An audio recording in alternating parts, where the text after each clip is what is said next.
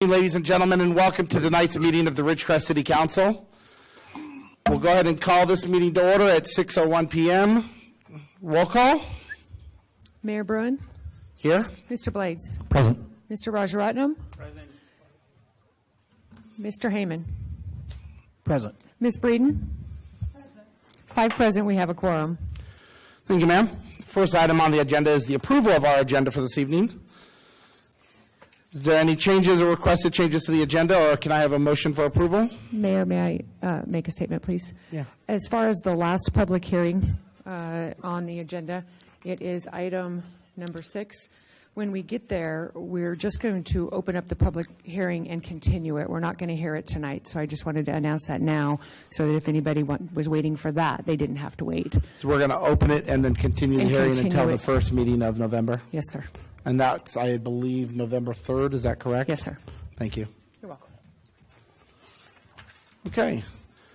Any other questions on the agenda? Do I have a motion for approval of the agenda? Motion. Second. Please vote.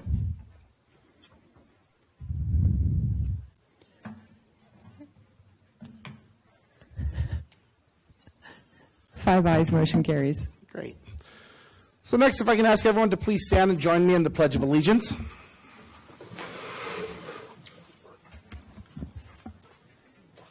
Captain Tucker, you'd lead us?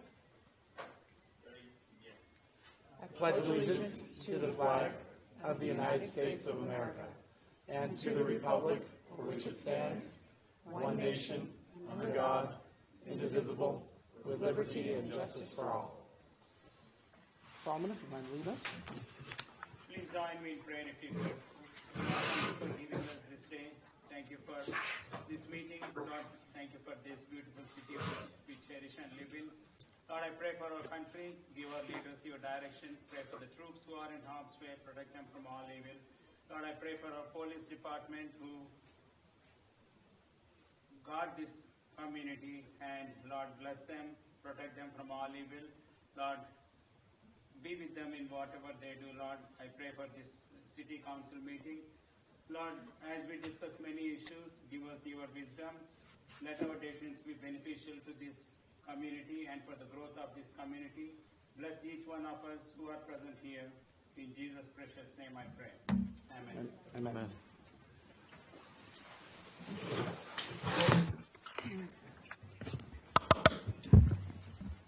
Aaron, are you presenting? Okay. I'd like to ask the council to go ahead and join me. Peggy, I'm assuming you're going to stay here, yes? Okay. If the rest of the council will join me down at the podium, Mr. Tucker is going to make a presentation.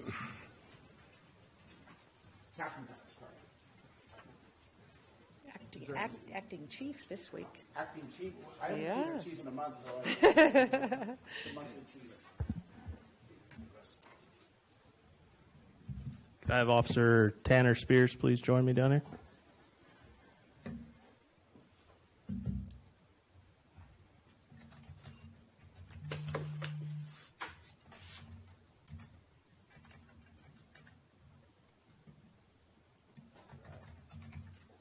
Mr. and Ms. Gerard, you guys wanted to come up here, so if I could ask you to join me too, please.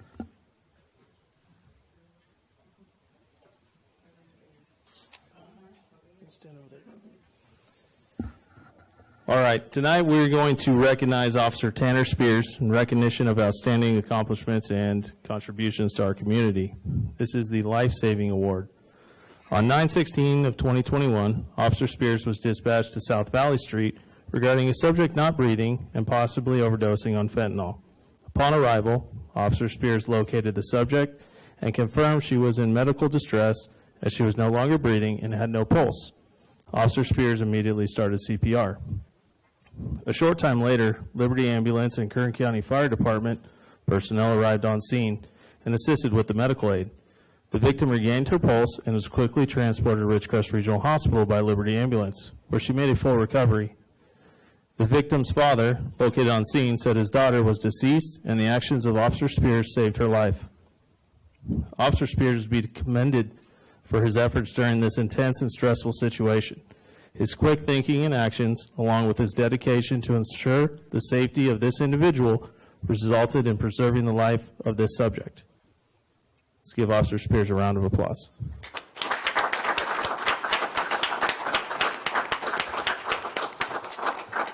Now, something special that came about this is Mr. Gerard asked if he could be part of this presentation, so I'm going to let Mr. Gerard present Officer Spears with this certificate.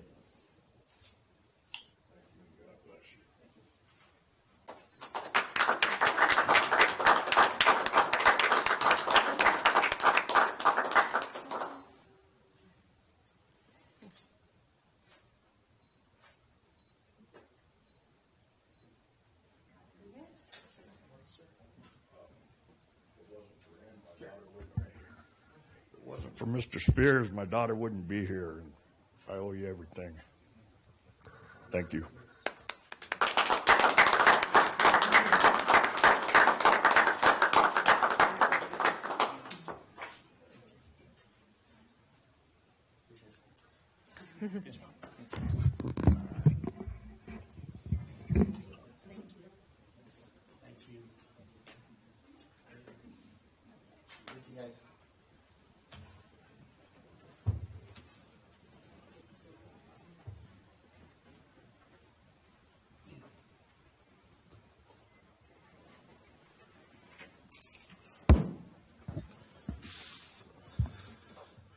Well, what a way to start a meeting.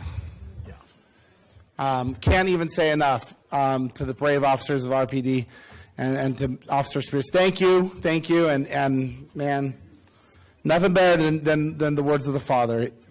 Without him, my daughter wouldn't be here. Thank you, gentlemen. Okay, next item on our agenda is public comment on items not on the agenda. Persons wishing to address the councils on matters that are within the council's jurisdiction and do not already appear on the agenda may do so at this time. Pursuant to the Brown Act, the City Council may not take action on any item that does not appear on the agenda. Speakers are limited to 5 minutes, and the public comment section is limited to 1 hour. Each speaker is asked to provide his or her name. We'll go ahead and start with public comment from the floor. Is there any public comment from the floor? Sir, the podium is yours.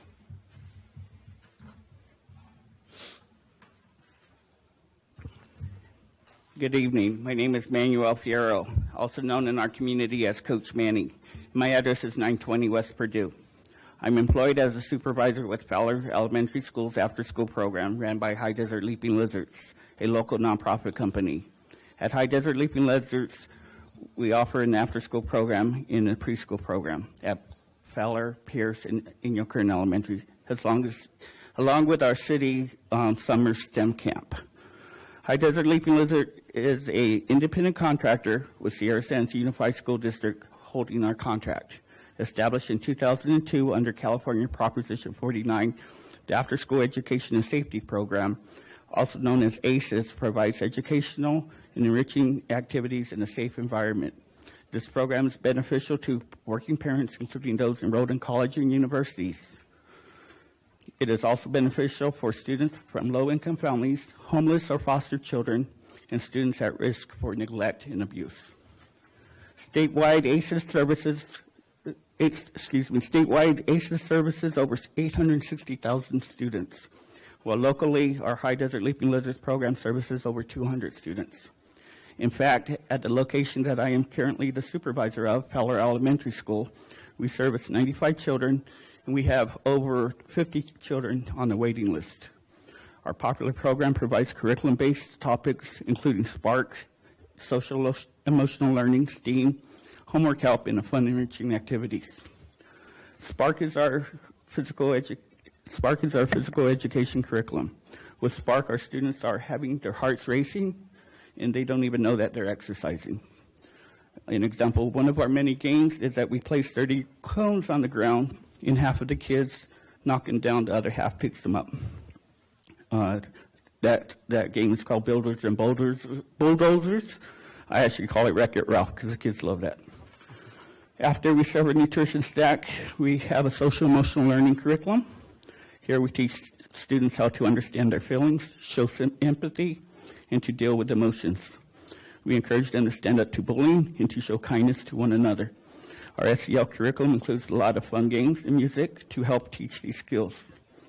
After SEL, we offer a STEAM unit. STEAM is science, technology, engineering, arts, and math. One of the first after-school programs in the state was us to offer a STEM unit in the after-school program. We teach the students topics such as astronomy, rockets, bridges and towers, chemistry, physics, robotics, and a lot more. This month's unit is on electricity. After STEAM, we do homework with the kids. Then we do a fun enriching program, including computers, cooking, dancing, music, and so much more. Every year, after-school programs nationwide dedicate the last week of October as Lights On After School. During this popular event, even the Empire State Building is lit up. It honors all the after-school programs across the nation. This year's Lights On After School event is being held on Friday, October 29th. The purpose of me being here today is here to invite you, Mayor Bruin and all of the city council members. We ask that if you have the time to please come out, join us for this amazing opportunity to see some of the children and some of the things that they learn. As previously stated, our unit is electricity. In the open house event, parents will do some hands-on activities with the children. These activities include making cards that light up, making board games similar to the board game operation, making homemade flashlights, and so much more. Our event will be held on Friday, October 29th from 4:15 to 6 o'clock at Fowler Elementary School. Because of COVID protocols, we will be conducting our event outside of the cafeteria with plenty of room to social distance. Our city clerk has passed out some invitations that my second and third grade students today made for you. And any members of the public who would like to learn more about the after-school program or how to advocate to keep our programs going can always go to www.saveafterschool.com. And any members of the public that are watching online or in all, if anybody would like to sign up their children to our after-school program at either Pierce or Inyo Kern, there is still room available. All they have to do is contact their office. Again, thank you, and Godspeed. Thank you. Thank you, Coach Manny. Yeah, very cool.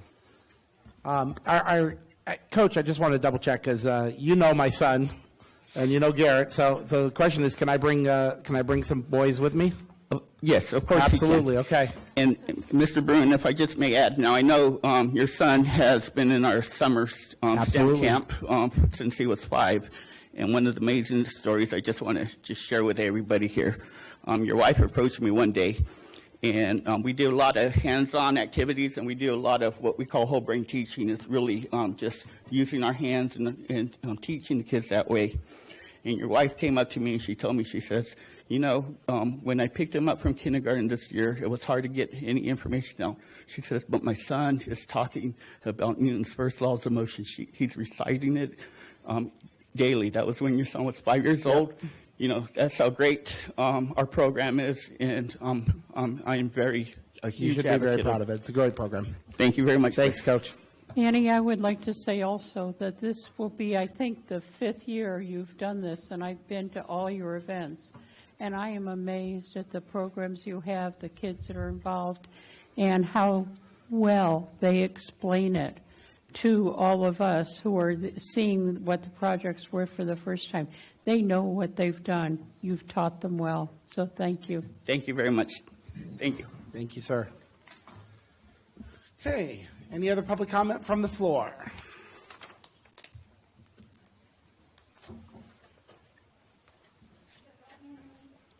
It could mean you. If you're going to be next, I will make sure that I hold it and I'll bring you right up next. Okay? Did you want to go? We'll go ahead and let you sir first. Okay.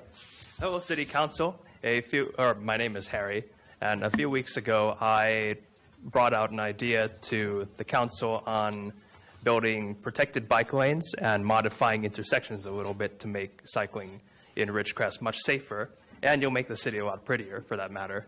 So I wanted to ask if you have any updates or any opinions on the idea. So the updates we have so far is that when we talked about that night, the infrastructure, it's not put on the back burner, but it's certainly put to the side, and Mr. Reed is looking into how we can implement throughout the city where we can, where we can't. He's also looking at places where grants can be applied. So right now we're in the research phase. Okay, that's fine. Yep. I imagine that it's not the most important priority. So No, I mean it's not important. Yeah. It's just there's It takes time. yes. but we have just so you understand, we have our public works director is he's got so much on his plate right now. I'm not really sure how he's even at this meeting. Yeah. But he didn't forget about it for sure, and we're not going to forget about it. And if you'd like, I could make sure we bring it up at the next infrastructure meeting, Okay. just so we can keep it on the discussion. Yeah, that sounds good then. Okay. All right, thank you. Thank you, Harry. Young lady, I'll let. Understood completely. That's why I wanted to make sure that nobody else was going to interrupt you, and you had plenty of time. Mm-hmm.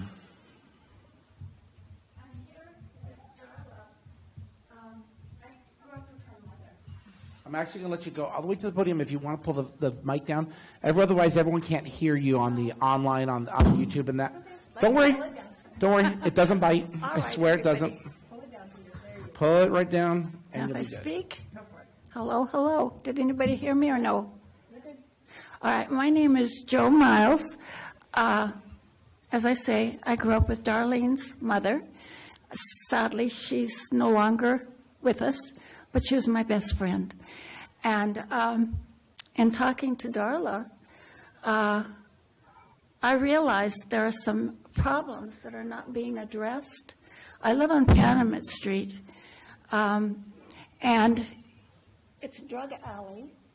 I'm sure all of you know that's a problem we have here. Everybody has it. It's not just us.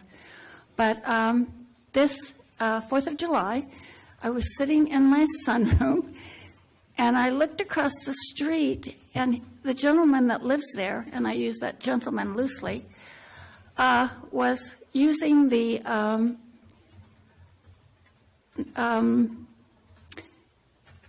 state-of-the-art fireworks, is the best I can say. Before, they've got the little, kids can run around with them. They can poke them at each other.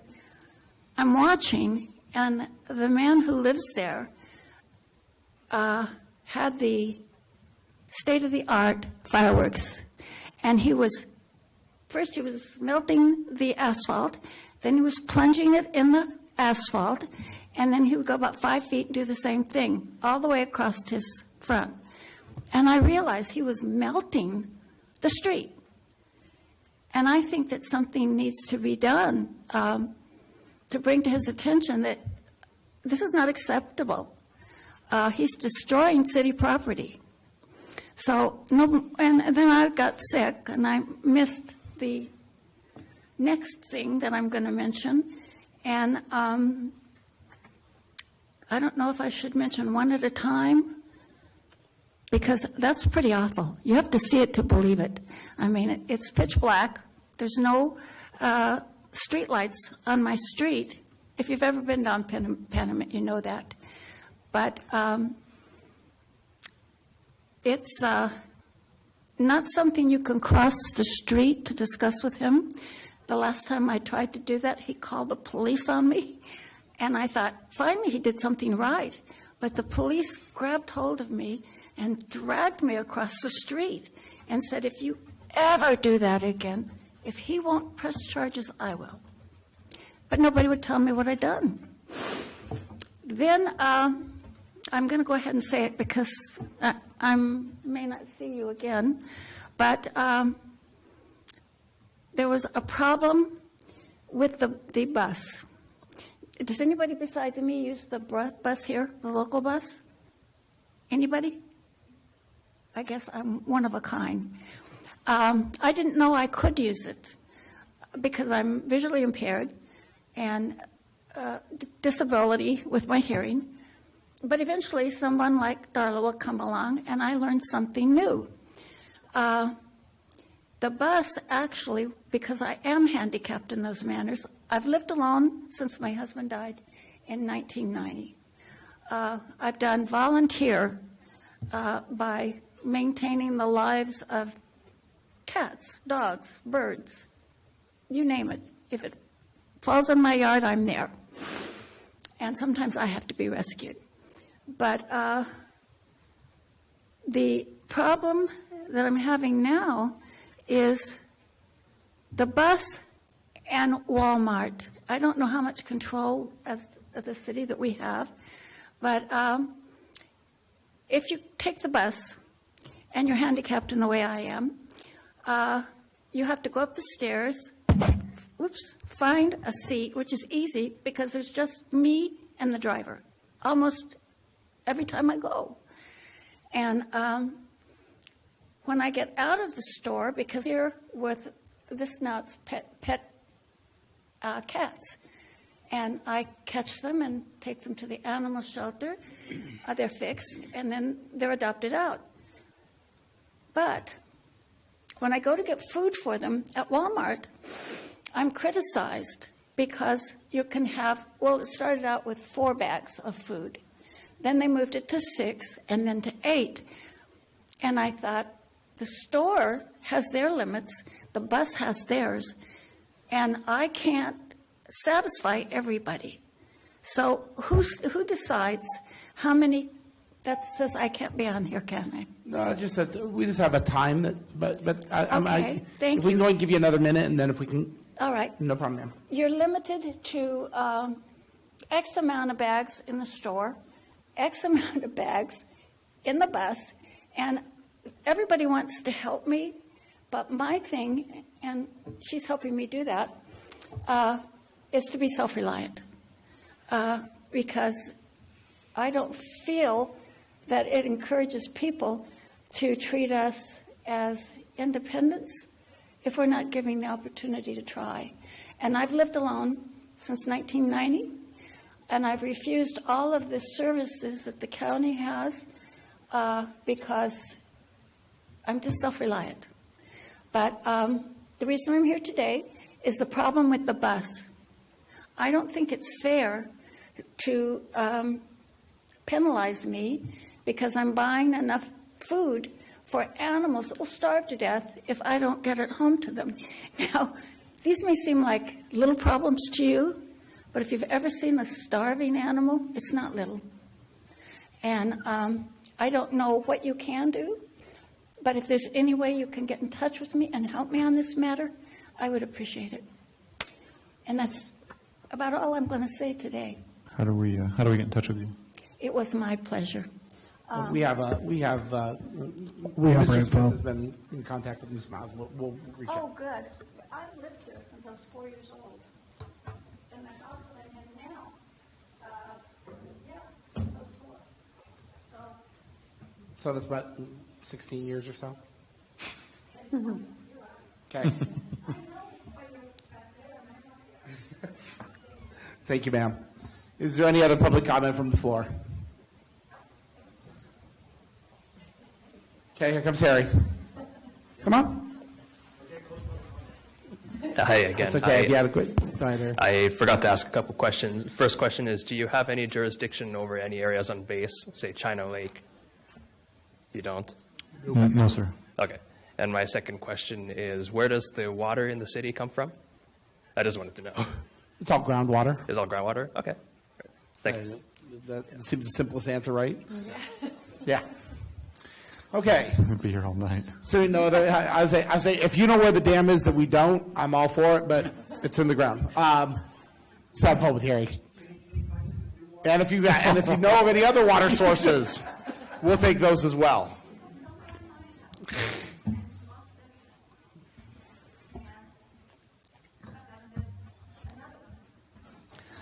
I need to take public comment from the calls. Is there any public comment on the phones? Hearing none? Okay. We'll go ahead and close public comment at that stage. Council announcements. Sorry, but since I'm going to be living there this weekend, I'm going to take the thunder to be the first one to say. Welcome back to the Desert Empire Fair, starting on Friday. It's a $5 fair this year. It'll be running Friday, Saturday, Sunday. I could go through the laundry list, but the junior livestock auction is on Saturday afternoon. Get out there and support our kids who do great jobs and have endured this and in raising information and raising cows, pigs, goats. It's a blast. The Demolition Derby is on Sunday. Once again, I believe it's the largest purse they've had in a decade. There's going to be lots of racers and lots of fun. And then, of course, it's a fair. I mean, there's food, pigs, cows, camels, you name it. I know Mr. Holloway has worked very hard to do as much as possible, so I encourage the entire community to come out for our fair. More importantly, come out and enjoy yourself. Come outside and do something fun. It'll lift your spirits more than you can possibly imagine. Okay, with that, any other council announcements? Yeah, I figured you want to announce yours, right? Yeah, just that morning of the 23rd, 8 to 12, I'll be doing getting some members of the community together just to pick up trash along Bowman Road. So if you've not near as fun as going to the fair, but on the so west Bowman side, right? Right behind Old Walmart. Yeah, West Bowman, behind the old Walmart. I've had a lot of good outreach from the community. People offering up. We have enough trailers and roll-offs. I got tons of equipment. But the more people, the better. And I guarantee you, God, also just going out and doing even 15, 20 minutes of local cleanup means a lot. And yeah, the last one we a long did, way. there was some people who they could show up for like 30 minutes to an hour, and the weather was horrible that day. People would show up for a little bit of time. They would pick up a bag or two and then drop it off, and off they'd go. Some people did more than I did. They were out there earlier and then didn't leave until much later. So anyways, thank you to the community already for the outreach, and believe it or not, I'm looking forward to it. Any other council announcement? No? Okay. Next item on the agenda is the consent calendar. We have one item on the consent calendar. All items listed on the consent are considered to be routine and non-controversial by city staff. Items will be approved by one motion if no member of the council or audience wishes to comment or ask questions. If comment or discussion is required, the item will be removed from the consent agenda. We consider it in a listed sequence with an opportunity for any member of the public to address the city council concerning the item before action is taken. The one item for this evening is approved draft minutes of the Ridgecrest City Council dated October 6, 2021. Do any members of the council wish to have the item pulled? Do any member of the public wish to have the item pulled? Hearing none, do I have a motion for approval of the consent calendar as presented? So moved. Second. Please vote. 5 ayes, motion carries. Thank you. Next item on the agenda is item number 3. This is proposed approval of increased appropriations to the fiscal year 2021-22 budget to hire California Consulting, Inc. Hi, Narissa. You've been busy. So I just hit the clicker to go to my presentation. It's not up. Not quite. Looks like they're working it. Gary, they're asking had a about the fade in. presentation. It's fancy. Okay, there you go. Just like this. Good evening, Council. So today we're here to discuss the Clean California local grant. That is what I'm asking for an increased appropriations for. What is it doing? In order to be able to hire California Consulting to help us prepare to submit our grant application, as well as hiring a design consultant to do a concept drawing for the project. As stated in the resolution, we would be using the money to hire that. So.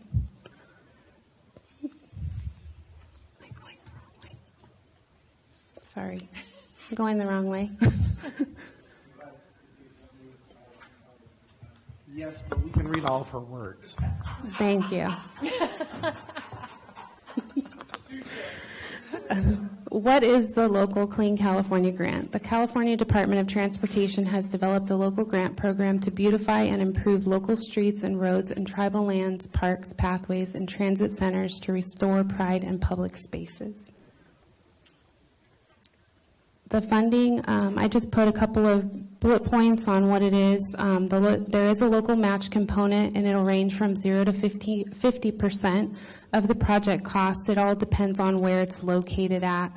After speaking with California Consulting, it looks like we may qualify for a zero match, but we don't have that set in stone just yet.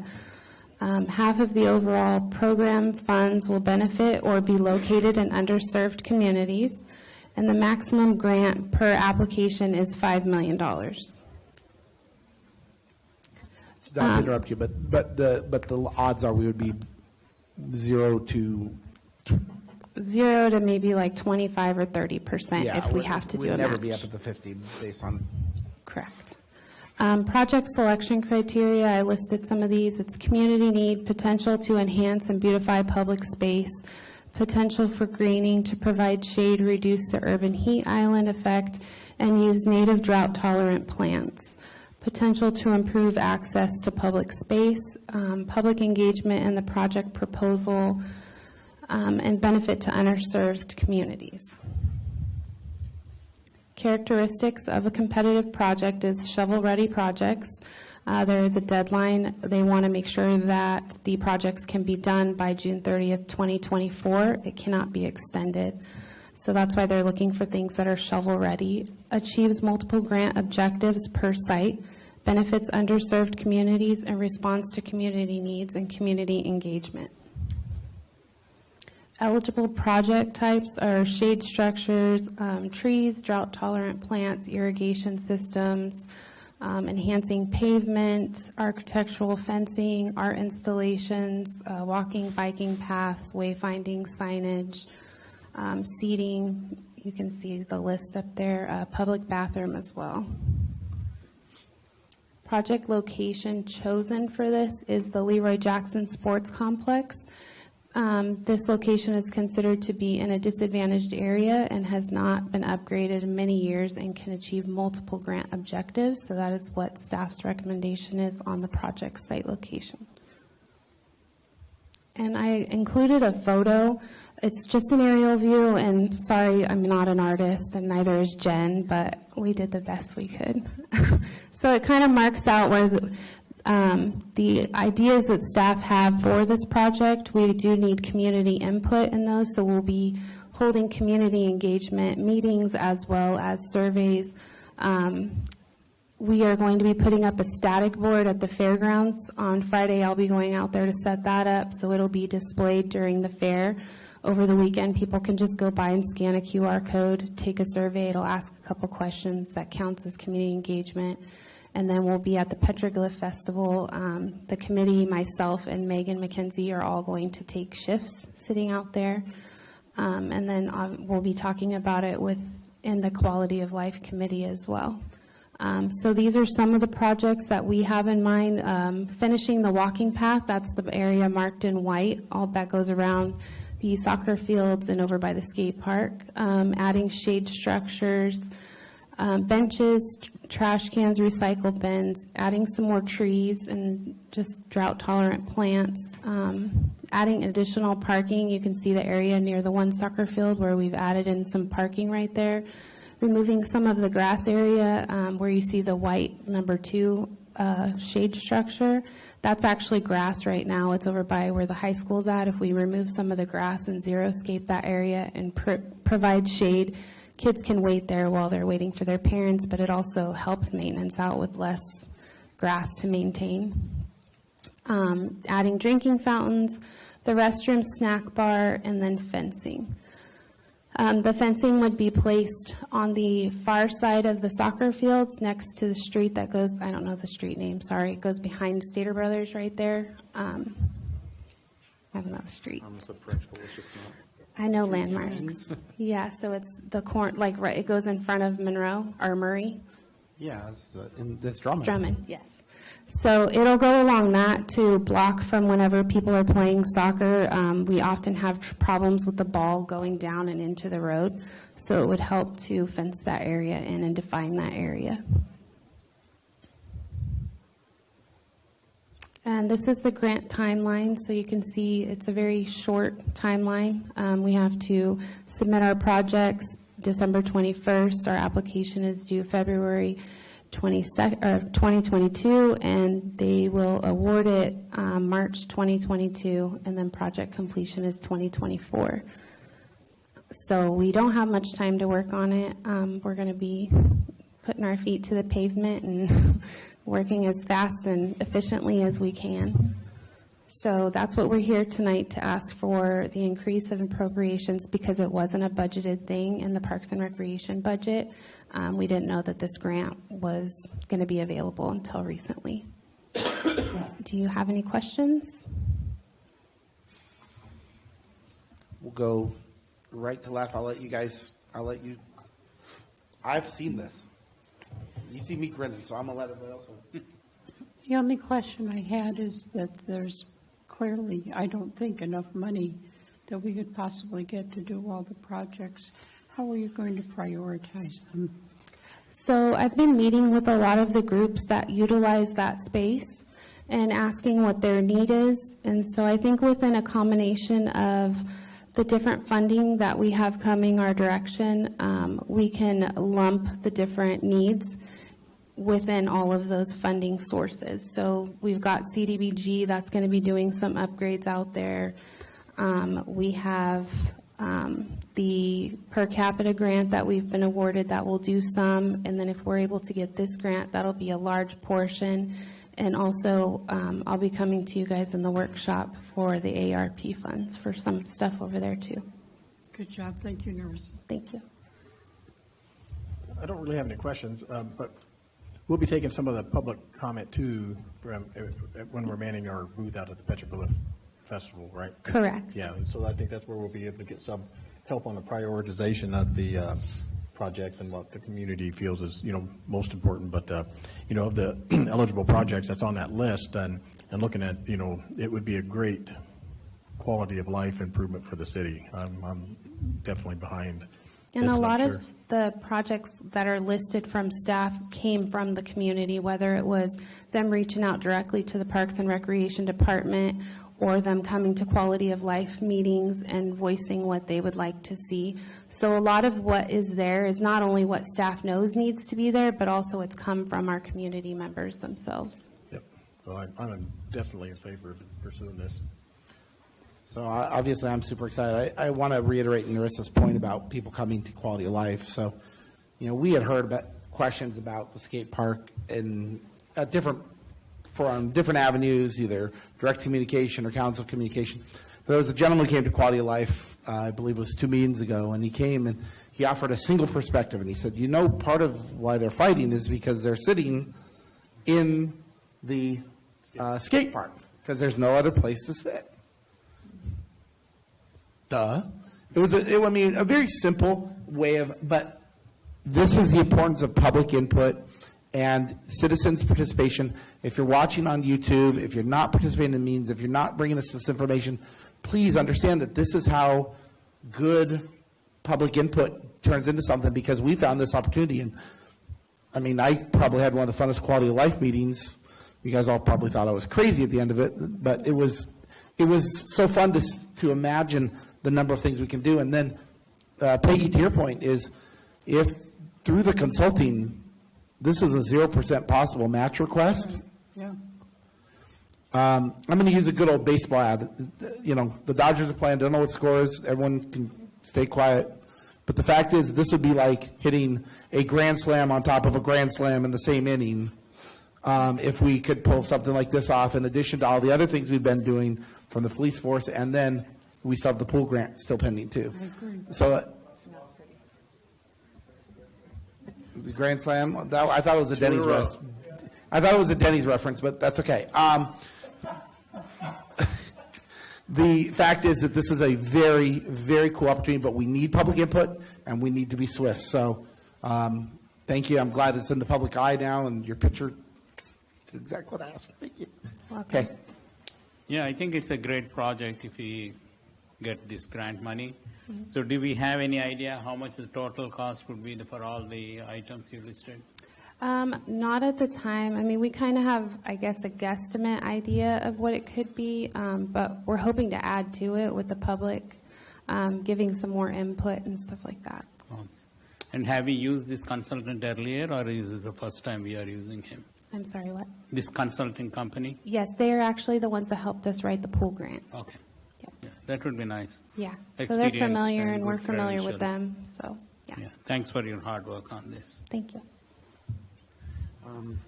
Nobody else has been skeptical or pessimistic, so I'm going to pick up the mantle for a moment. But I'll point it more to you, the Parks and Rec Committee. So I saw that it was 0%. There's a possibility of there, possible zero. What is that possibility? Because if we're throwing 25K at something, it's like we're gambling, and is it a high probability we get nothing? What's the deal? So, Narissa, I want you to answer, but me more completely, but I also want to give Kyle a little bit of feedback. So it's 4 tiers. It starts at 50, then 37.5, 25, 12.5, 0, right? In terms of, and it scores based on the area, the demographics, the Like with the pool. income. Kinda- Very kind similar of, to the pool. right. Yeah, you're on the same line. Right. And the big difference, though, is I think the pot of money is $296 million, which means that there's a lot larger pool of dispersal here.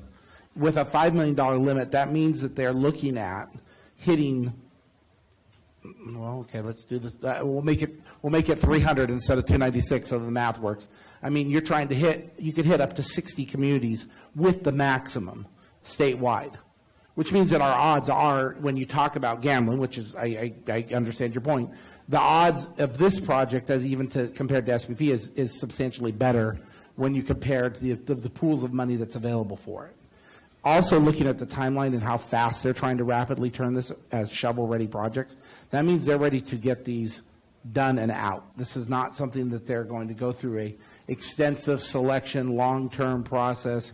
This is something where we can build the best possible project in a short time period, and we substantially improve our odds. And the projects have to be shovel-ready, is that what you just said? Yes. Yeah. That's what makes them most competitive. So if they're not shovel-ready, if they look at our application and they feel like our project is not shovel-ready and can't meet the deadline of completion, then basically makes us, not eligible for it. So that's why it's like these projects that we've selected up till this point will be pretty easy to follow through with. They're all easy Get follow-throughs. done. Okay, and I'm guessing that you wouldn't even be asking us for this money unless you had some degree of confidence. If I didn't feel like it was a possibility, I wouldn't ask for the money to hire the consultant. Ron, were you going to say something? Yes. Let's say we put a grant application in for $500,000 to $600,000 to be able to, apply for this grant on these certain projects that would be shovel ready. Even worst case scenario, our match might be $250,000, $300,000. This would qualify under the ARP funding too. So we would be able to gather some of that ARP funding, maybe put towards a match, and then make it a complete project. So it is worthwhile, in my view, to bring a professional consulting firm in to help us put this together. They're the ones, especially when you're dealing with areas of small disadvantaged communities, and being able to put all those numbers together, gather them, put them in the best light, best light they possibly can for the city to be competitive. So. Obviously, we don't have the staffing or the expertise because we haven't applied for a lot of these. So bringing this firm on board will help our chances. It's not a guarantee, but we have to, anytime there's this much funding out there and there's a really good opportunity that if we put in a modest size, application for funding, we do have a pretty good opportunity to get it. They are going to be checking in to see if during the process that they scale down some of the applications to make more awards. We haven't got that answer yet, or whether or not as you put in for $500,000, if they only got $400,000 left, you're out of the running, or if they can scale down. So and who's the decision authority? State of California? The Caltrans. Caltrans? Yeah. Mm-hmm.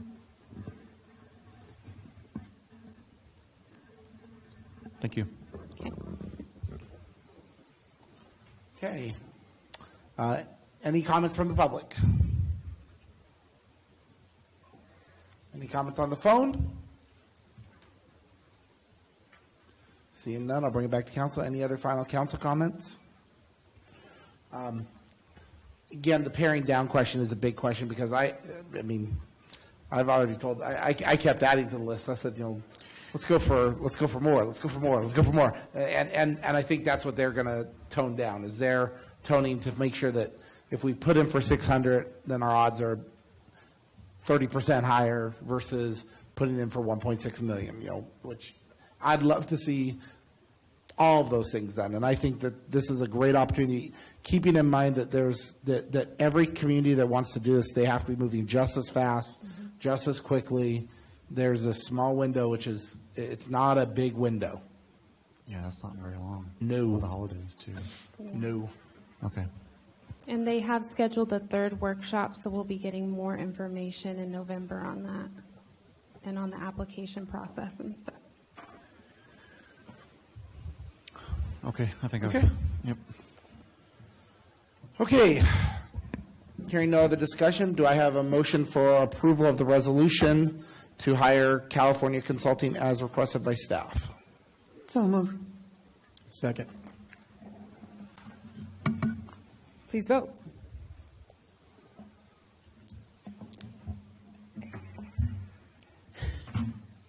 Anybody? 5 ayes, motion carries. Okay. Thank you, sir. Thank you, Nerissa. And she's busy putting together the workshop on top of that. So this is, we don't want to give her a credit card with too big of a limit recently. Okay. Next is discussion regarding the board of the IWV Groundwater Authority. Mr. Hammond? Okay, yes, the GA board did meet last Wednesday, and so I'll just kind of go over some of the highlights of that meeting. Item number 10 was board consideration of bond council agreement with Wolf Hansen. So basically what that entailed was it was a resolution to give Wolf Hansen the go-ahead to start moving forward on the bonding and financing to purchase imported water. And so at this time, that resolution was approved, and so they will move forward on looking at the various options that they will put together. And then once they have done that, they'll come back with that to the GA board for recommendations or a review of it, and then further progress on it. And so that was approved. There was item number 11 was the 180-day or 6-month check-in with RGS Regional Government Services. So the two main highlights out of that was, one, RGS would like to move the date. Their normal renewal date is February of 2022, so they would like to move that back to December of 2021 to have their contract reviewed. And reason they want to do that is they want to integrate the software, financial software. It's called MIP. And so they feel like moving that forward would help them in being able to get the benefits of getting that program started right away. Because the financial program or the financial aspect of the GA has been something that has had a lot of questions and people want to see improvements on. So they would like to do that, and it would also bring their time level and coincide it with the GA's time frame, which is in the December to January to the December time frame. So instead of February, they would be on the same time frame as the GA. So it would be, I think, a good thing. The second thing that they brought up was that they're looking at this was a planned procedure to have a 90-day and 100-day update, and so with the 180-day update now, they found that some of the clerical work has become quite heavy on the clerk. And so they're looking at having an add-on to help with some of the clerical skills at a time down the road. So that'll be included in their packet for the renewal in December. And so I think that was it for RGS. General Manager's report, one of the highlights was Capital Corps gave a review of they're still pursuing all the different funding options for infrastructure. PAC-TAC update, the PAC has been meeting. One of their primary topics was the communications engagement policy, so they're working on that. I think that's a good one to be working on to help integrate communication with the public and explaining what it is that the GA is doing, what our timelines, guidelines are. So I'm anxious to see that will be presented at I believe at the next meeting. But don't hold me firm on that one as far as their timeline. I don't believe there was anything else major to report on. We did meet with the Water District this past Monday, a couple days ago. It was a meeting between myself, Councilman Blades, City Manager Ron Strand, members from the Water District, Chuck Griffin, Mallory Boyd, and Don Zadiba. So we had a lengthy discussion on Monday, and it ended, I think, with progress in the sense that they will go back to their board and share with them the discussions that we had, and to have a further meeting. So we'll continue to meet with the Water District on a furthering basis here. So I don't know if anyone else wants to add anything to that, but no, I'll just add my sentiment. It was positive. I was glad that they, they're just as amicable as we were. So we just sat down and had a very long, thorough discussion to make sure we were all talking in the same terms. And I think that it's easy when you have two entities as big as ours, the Water District, and all these. There's so much in play with water. It's easy for anybody, no matter who it is, for us, anybody to get wrapped around the axle. So it's good for us to keep communicating, and that was the extent of the meeting, right? It's just sitting down and talking and communicating and making sure those lines are open. And if you're watching in the public, you're probably thinking, well, that just makes sense. That's your guys' job, right? Not necessarily, yes, it is our job, and we just need to get back on it, but it's an easy thing to let dwindle. And so the Water District agreed to keep up with, like, every couple weeks or once a month or whatever we thought, keep trying to meet and make sure that we're talking, even if we disagreed, to be keep things going. Yeah, so I think so. More than likely, once they have their next meeting, then we'll make contact with them again and see if we can set up another meeting to further discussions with them. So that's all I have for tonight. Had a few. Yeah, I was going to say, thank you, Mr. Hammond. I was going to say, any questions or discussion? That's it's the PAC working on the public outreach. The communications engagement? Yeah. Yes. And I'm sure you're pretty up to speed on it, but you went over the RGS stuff pretty fast. They're extending their contract with the Groundwater Authority. Is that what I heard? Right. They'll come up for renewal, and normally it's February. The currently written would be February of 2022. Okay. And so they're looking at moving it back a month to December of 2021. So that way their schedule would coincide with the GA's yearly schedule, so we'd all be on the same track. And then they could also integrate that MIP software for the finance program a month earlier. And they feel like that's important because they've worked with other partnering agencies that RGS works with that MIP program or MIP software. And so they're pretty excited to get that up and running. And I think it's a good idea to move those dates back a month and to review their contract a month earlier, and to make things a little more cohesive and to bring that finance. Yeah, program. Absolutely. Just for the public, at least as I understand it, and correct me if I'm wrong, and that is that there has been constant questions about the amount of money that's being collected from Ridgecrest that gets passed through the Water District to the Groundwater Authority. There's been a lot of questions on where exactly it is. Now, again, correct me anytime, but I'm going to ramble a bit just because I think this is important for the public to hear. That is that money, when it gets passed on, people are wondering exactly where it is because there's been separate entities handling it. So it started with the county, right? Then it went to the Water District. Then it came to the city. Correct. Right. Now, you can imagine that even though there's a couple of funding sources, that's still a lot of money to track. Not that any of those entities messed it up, but it was not in a nice, clean-cut way, the way the city, we track our general fund. They're working to do that. They're working to put this in a software system that's going to make things a lot easier to follow, track. Correct, and there won't be a handing it over to another agency. Right, it's just RGS tracking. No matter who's sitting as the chair, it's RGS tracking the finances. Correct. So keep it more straightforward, more legible, more transparent to the public and to anyone that is, has questions or, wants to see, how the money is being laid out. So. And so I'm sure you're watching. I'm just going to keep asking these questions.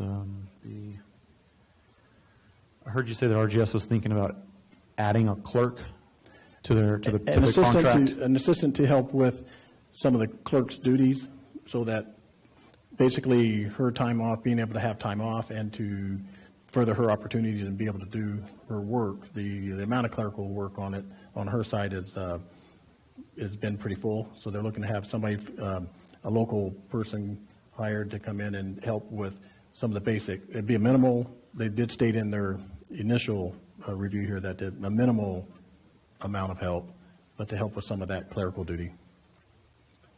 Okay, I had one other question, and this one is going to be, you might not have the answer to this. That is that, can you, at least like in a quick summary, talk about, because a lot of the money that we pay ends up going to Stetson. It gets paid through the extraction fee, is that correct? Through Prop 8? Well, the majority of it Prop 1, and so does that answer your question, or do you? Yeah. What I was going to ask is that money that's from Prop 1 that's going to Stetson what is Stetson doing, right, for that money? And I think that, Ron, you probably have that answer off the top of your head because you were the manager for a little while. I'm just asking in general because it is another question that I hear come up a lot about, that money that comes to Stetson Engineering. What are they doing for that money?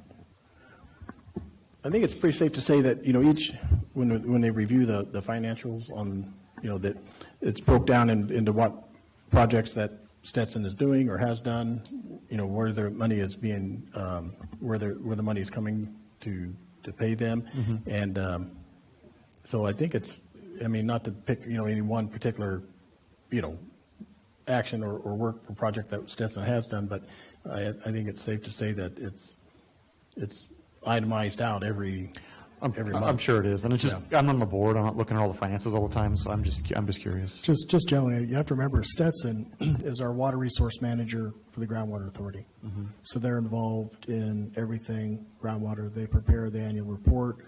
They're engaged in the recycled water study, the shallow well mitigation study. They're involved in all those aspects as our water resource manager. So some of those are Prop 1 costs that have to do with the groundwater sustainability plan. Let's say, for instance, the recycled water study would be covered under the replenishment fee because it has to do with water replenishment to the basin. Same with the shallow well mitigation plan. We collect $17.50 per acre foot for that. So they stay busy in those areas and obviously on the day-to-day stuff. Okay. Yeah, and like I said, I'll concur with Councilman Heyman. All these are itemized in their bill every month. All these items are approved before and then approved on the agenda for the expenditure. So they're fairly well listed out. Good. That's good news. Just making sure. Thanks. I think that's all the questions I had for the moment. All I'm going to say is I'm glad to see and thank both Councilman Blades and Councilman Heyman and Ron for meeting with the Water District. I will reiterate what I've said in public before. Water is a mess. We do not have to be Hatfields and McCoys with each other. Anything that does that is better than... Just remember, guys, there's the council and the board of the Water District. We all live here. We all love this community. We all care about this community. And there's nobody on either one of those groups that is out to hurt or harm this community. I truly believe that. And thank you for meeting with them, and thank you for trying to start working towards more collectiveness. Actually, if anything, I wanted to just add, Mr. Mayor, that's one thing that came out of the meeting is you can see that there's a genuine, true feeling of just trying to assist the community. Yeah, we fall in a difference of opinions, right? And that's okay. That's our job as representatives to have our opinions. But it seems like they want what's best and we want what's best. So let's just hope that those two coincide. Can find a happy medium. Yep. I know you've spoken. Peggy, did you have anything else you want to add? No? Okay.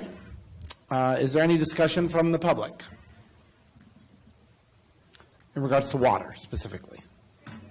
Huh? It would be in regards to water specifically. Okay, I'm going to let this young lady who's walking up there speak, and then right after that, you can go out, Ms. Miles. I'll take the young word. I like that. I always like young ladies. Okay. Kathy Russell, 500 Manda Street. So the last council meeting, I had asked, again, I know this has been an issue about where they're spending the money. There's an article in the paper today quoting they didn't know where the funds were. Ron Strand said you could probably figure it out. I tried to figure it out myself, looked at all the invoices that were on the Groundwater Authority website. And RGS, I was trying to figure out there's a place on that website for contracts, and the RGS contract's not there. I wondered what that process was and who signs the checks.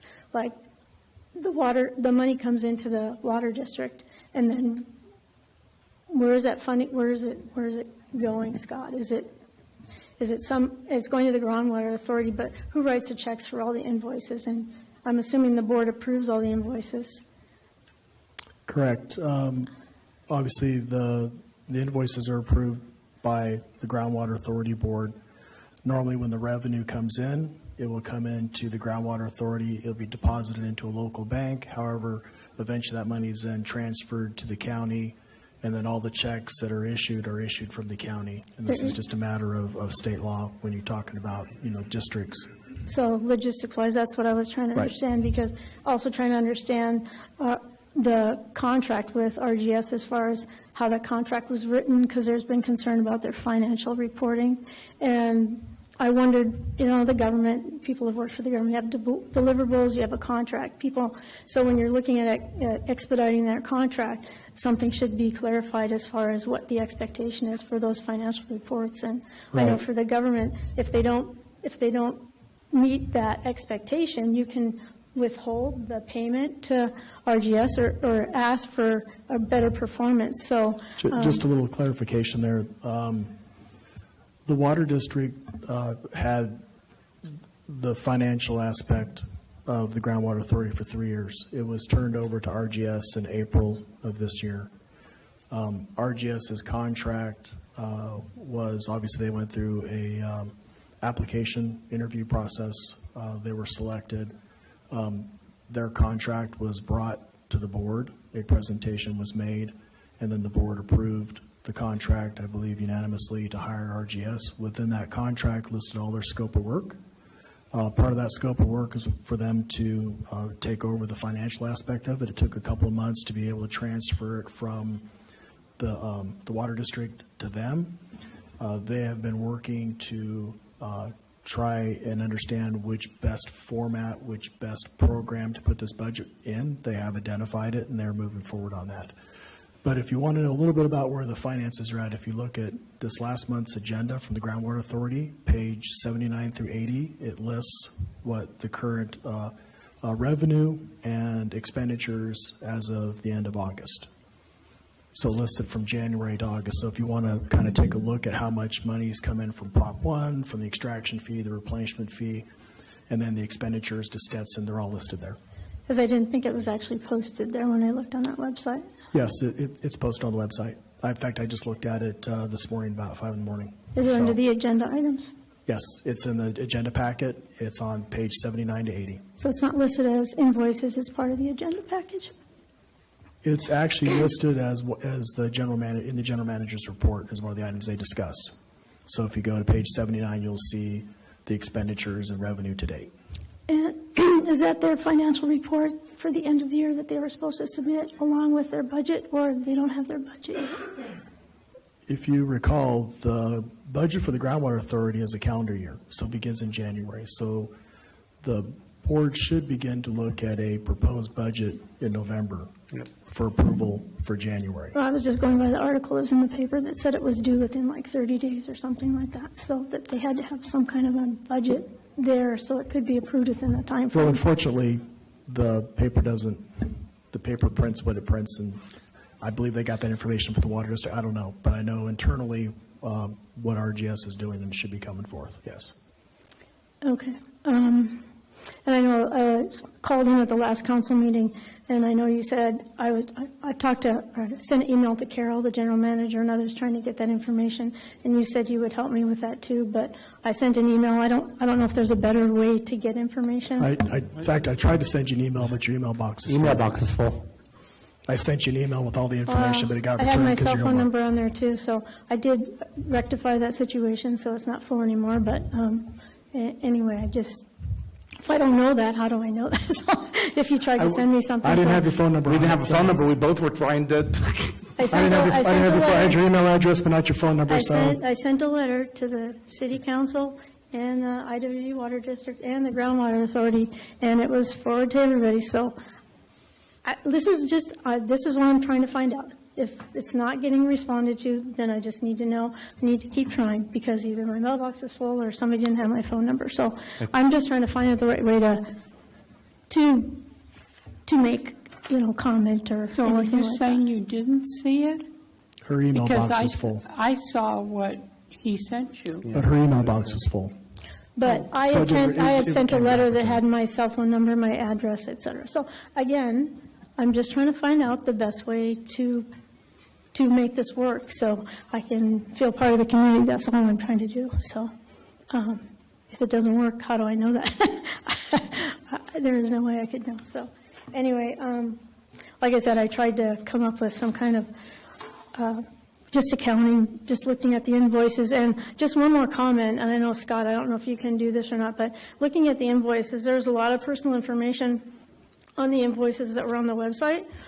I don't know that that's really when the GA posts their invoices, it lists the person's home address, et cetera. When they stay in a hotel, I don't think I'd want my personal information out there. How many beers they had at so many beers at Dos Equis. I thought that was surprising that that kind of personal information was on the website that anybody can pull off. So just a FYI. So anyway. Thank you, Kathy. Thank you. Thank you, and I'll take that into consideration, maybe review that with some of the board members and see if it is an issue or if it's part of public record. I really don't know offhand, but worth looking into. Appreciate it. Ms. Miles, you wanted to speak on regards to water? You're okay. Of course, we understand. Just wait till you get over there because otherwise they can't hear you on the video. Thank you, ma'am. And our attorney can't hear it, and then anybody else calling in can't hear it. And Believe me, on my street, they all hear me. okay. They just don't do anything about it.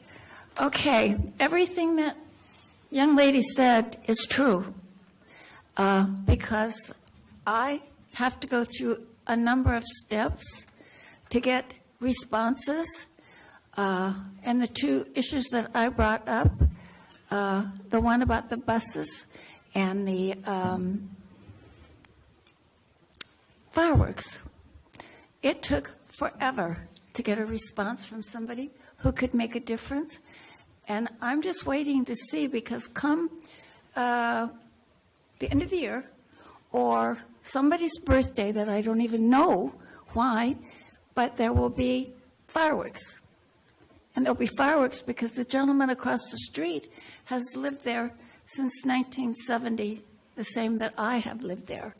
And I don't mind the fireworks until I sit at my sunroom and see him melting. Can you hear me? We can, Ms. Miles, and I appreciate what you're speaking on the fireworks. I do have to try and limit the discussion to about water. The water. Okay. I worked up at the college in its first year, and there was a water study done between the city and the college. And they put me on that. I didn't ask for it, but I didn't mind because I'd been a long-time resident. Whatever came to that study? I mean, that's a long time ago. And yet all the steps were done that were required. I'm sure they were done in the city. I know they were done in the college. I never saw it come to fruition. So That's a good question. I don't think that I've seen a study. Well, the thing is Saracosa. how will you address her problem? And she's standing there with a great deal of frustration, not saying that you aren't doing your job. She's trying to do hers, but how can she break through the walls of communication? So I just want to say, I'm just on the city council, not the groundwater authority, but I'm not sure what the walls are. Yeah. Well, And I'm saying that genuinely, that's not out of frustration. Can you ask her that question? We just did extensively. She asked about finances, that was answered. She asked about communication. She reached out with an email. We talked to our city manager. he tried to reach out. I'm Did not you really, feel- I'm not really sure what other walls we can bust through. Did you feel like you were satisfied with the communication? You. Okay, ma'am, Ms. Miles, I appreciate what you're talking about. I'm going to give you a different perspective on your report and what you spoke about for Syracuse, because I got to focus on water. I would agree with you that this entire community turned a negligent eye to water for 30-plus years. It's going to go on. And we're working the problem now. The problem is, and I've lived here since I was 4, so. No, I know you guys speak in the microphone. I'm sorry. No problem, ma'am. The problem is that people don't want to believe something that you can battle and you still can't fix it. We're down into water that is over 4 million years old. It used to be ground, surface water. It isn't anymore. It hasn't been for years and years and years. And people don't like to talk about it. They don't like to have the awareness. And the water tastes different. I have bowls for animals. In one night, I can put out fresh water, and there's grit. What is that? Sediment. Sediment. Something that water leaves behind it. It used to be you'd have to leave it sit for a long time. Dirt. It's sediment. It's the sediment in the water, Yes, the minerals. yes, in one night. So then I have to get a scratcher and scratch it out because I have company. They're drinking the water. So in the study that we did, there is no solution to this problem. And they brought in people from all over the world to explain to us why, but it's about population. And I'm not going to say any more about it, but I was listening to her, and it was her emotion I was feeling. And I just remember from being in one of those, I don't know what they call them now. It was a group that we could pass on the information to future generations. And we are, Ms. Miles, I appreciate it. I can guarantee you and promise you that this council is working diligently in changing communication patterns, and especially when it comes to the water issue, we are trying to, I hope that there wasn't a report that said there was no way to fix it, because I guarantee you there are many individuals in this town that are working diligently to try and find the best long-term solution to ensure this community's growth and the future of it. So, thank you, ma'am. I'm going to get off in just a minute. I don't drink our water anymore. Appreciate it, Ms. Miles. No problem, ma'am. But can I just add, but to your point, I don't want to, Kathy, I don't want you to leave thinking that people aren't getting to you. So I want to make sure before we even move off this topic that you have us, that we're in touch with you. Thank you for coming back up. I didn't mean to get you back out of your chair. I think you're calling me out, so I say.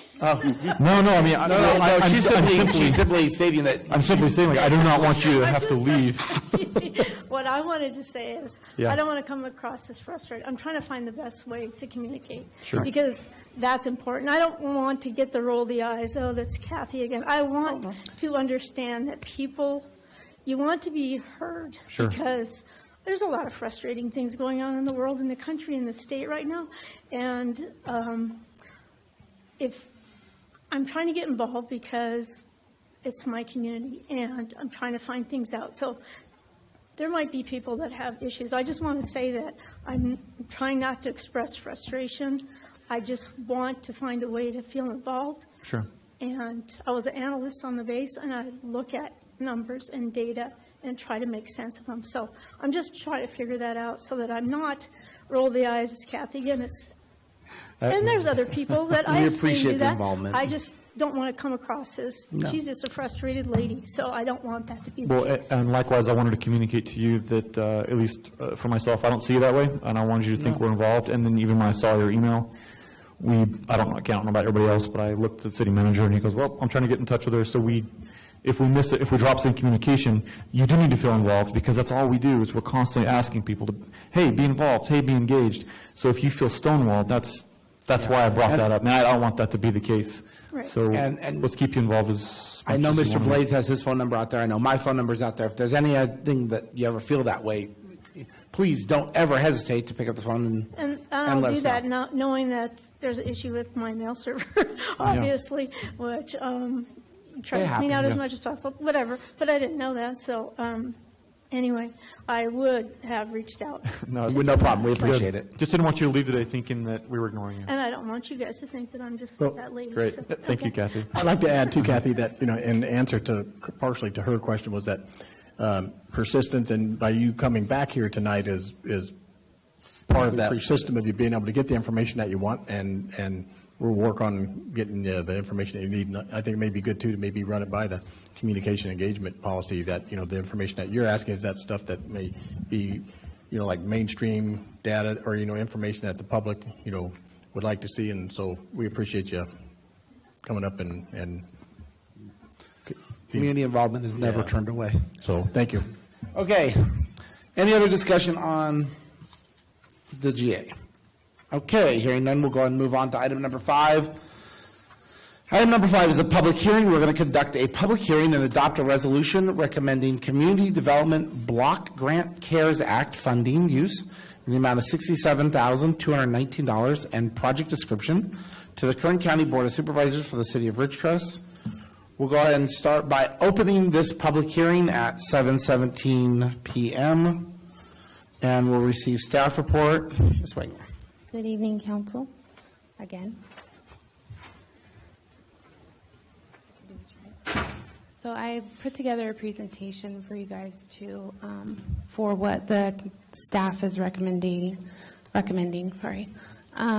First, what is the CDBG CV program? The Community Development Block Grant CARES Act provides grants to states, insular areas, and local governments to prevent, prepare for, and respond to the spread of COVID-19. Examples of eligible activities to support coronavirus and other infectious disease response. Building improvements, including public facilities, HVAC improvements, assistance to businesses, including special economic development assistance, provisions of new quantifiable increased public services, planning capacity building, and technical assistance. This public hearing is to discuss and consider possible uses of the $67,219 and its potential use. Staff would like to begin the public hearing with a presentation of a staff recommended project. So staff's recommendation is the purchase of the installation of a bipolar ionization filtration system. By doing this, it allows the city to safely continue to provide in-person business activities by reducing viruses and bacteria in the air. This system would be installed at the City Hall, Kermahee Community Center, and the Ridgecrest Senior Center.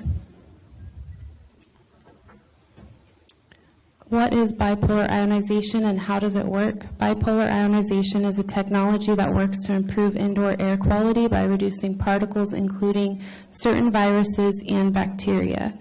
Bipolar ionization uses ions to attach to particles and pathogens, making them filterable. The ions kill pathogens by robbing them of life-sustaining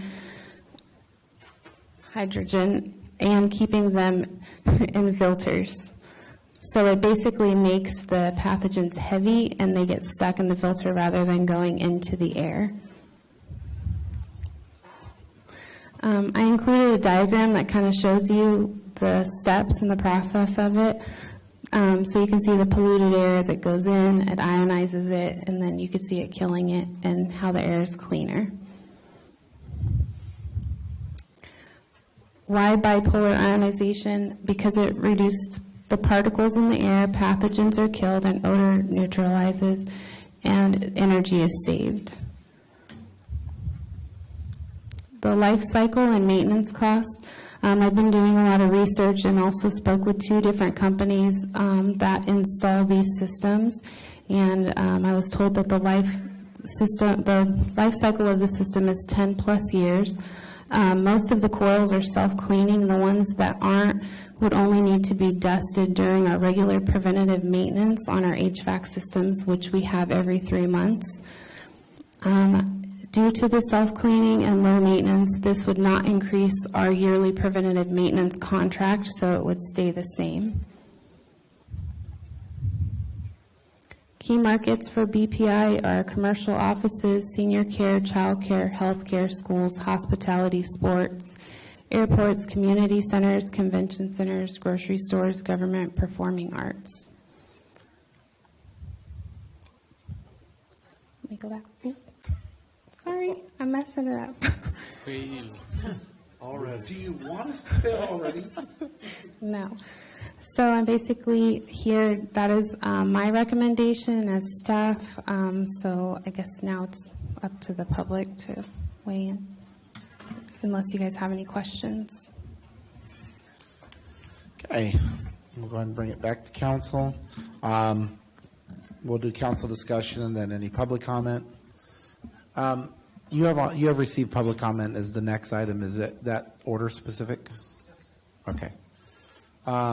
So just so the council's aware, this was vetted through Quality of Life. This is coming with that committee's recommendation. Important note to understand is this is funds that was, I want to make sure I use the right terms, that these are the remaining funds that we could apply for after CARES. We used up whatever we could from previous CARES. This is the additional CARES that we could use. 3 allotments of CARES funding. Right. This is the CARES funding 2, and this is the allotment that we got. But it also includes $3,000 that was rolled over from the 3 that we did not spend. Right. Yes, so that's how we got to the 67,000. I know there's a technical dollar there, and then there were other considerations. This was the best consideration for what the purpose of the funds were, and how, in terms of a long-term benefit gain, that the Quality of Life Committee agreed with staff's recommendation. So, oh, sorry, it's not my turn yet. No, go ahead. Kyle, you're first.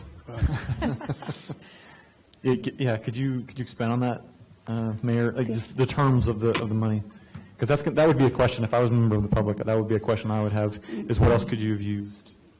Okay, well, CARES, obviously, we had restrictions, and, Sure. and its first goal was to provide funding to cities and communities to curb COVID. Correct. Okay? So in this case, it has to be used for, in the things that we looked at, it has to be used in some form of HVAC or air handling. Okay. Okay? So that left an HVAC unit improvement or repair or replacement, or the ionization. So those were the 2 options that came down through the process as far as that fit the dollar amount, fit the opportunity, fit what we could do.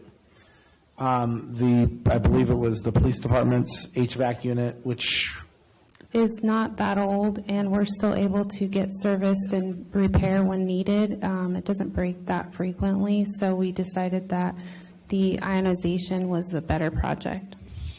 Well, between that and other cars packing heat, should be able to kill. Yeah, we're trying to kill it. We're trying to kill germs across the board. And the simple fact is that I don't know if those people are familiar with BPI. I can freely agree if any member of the public says this is hokey, technology and just sold because of the pandemic and everything else. And okay, fine. But the fact is that these are scientific units attached to the air handlers in order to ionize and kill what passes through the air handler. And being able to say that we've got those units on Kerr-McGee, on our senior center, and on the city hall is another way of taking the best use of funds and showing the public we're doing. Seems like we're making a concerted effort with how the funds were allotted. Absolutely. Okay. I would say the best department that this is going to be utilized in would be the police department. I can tell you for years of being in there that once the flu arrived, it went through the ventilation system, got the dispatcher sick, got the records clerk sick, and anything we can do staff-wise to make things a little bit better, then I think it's good for us, it's good for the community. And this just builds upon all the other projects we've done with the previous care money to make this a better workspace, a safer workspace for COVID. One last question. Did you get to do any just cursory research on where else it's been It's been used. It's probably been used everywhere, all over the place. So the two companies that I spoke with, one of them has actually just recently finished installing these at the hospital as well as Saracoso. Okay, awesome. No further questions, and thank you for that. I can tell you there's one other business that may be sitting up here that has them. Cool. No further questions?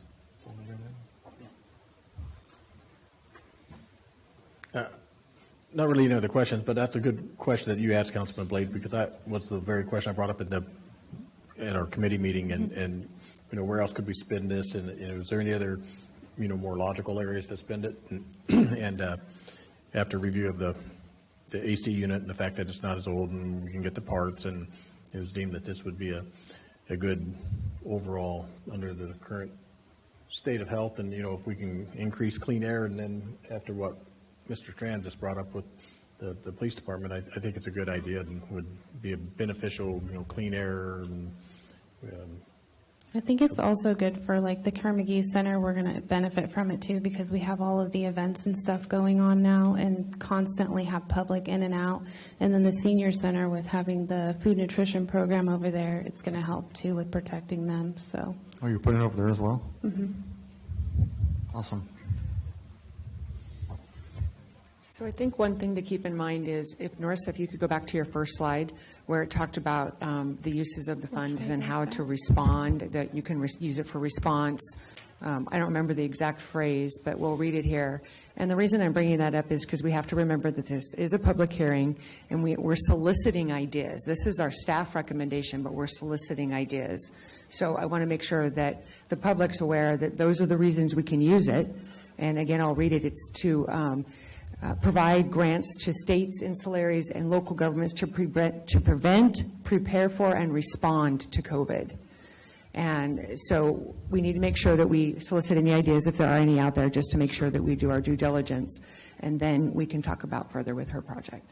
Thanks for bringing us focus. Thank you. Also, just to clarify, when I was working on this more further into detail to prepare for tonight, it did talk about also for the grant money, setting up like areas for testing or giving the vaccine also falls under this money too. So just to be transparent with you guys. Okay.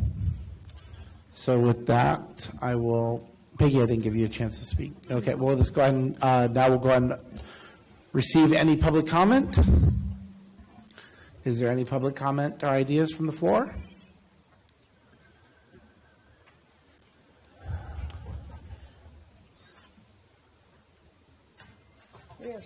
And we have somebody on the phone too, which is great. Phone Okay. first or me first? No, you first, Kathy. You're right I there. just had a question about that. I think that's a great idea, but you also mentioned about testing. I know testing is going to become and there doesn't seem to be enough areas in town to get rapid testing, et cetera, in town. So I was just wondering if that was even considered as part of this. I was just as a council comment, I was considering that when you said it. I think, not to contradict you, but I think there's like the hospital and all the pharmacies are doing a good job of at least making things available. I'm not sure if there's a recent rush. But what about the school districts and everybody else that's going to be testing weekly? Just a question, if they can handle that kind of.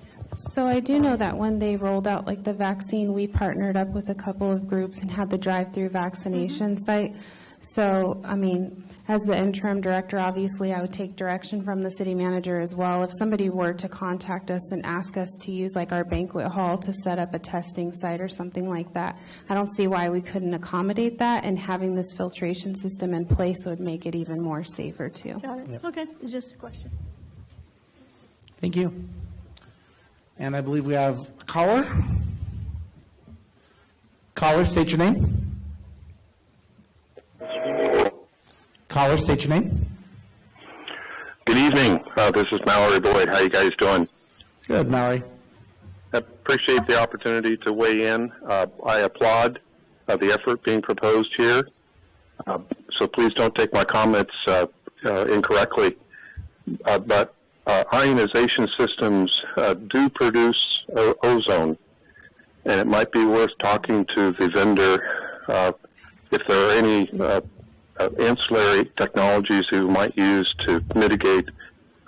the effects of ozone production as the air is ionized. But again, I'm fully on board with this. I think it's a great idea. Probably the ozone damage is probably lower than the risks that we're trying to mitigate with the air technology, but there might be a happy spot trying to figure out how to balance both of those. Thanks for the opportunity to weigh in. Hey, Mallory, are you still on the line? I'm still here. Okay, I was going to ask you a quick question. Are you aware of technology that's usually paired with these systems that helps reduce?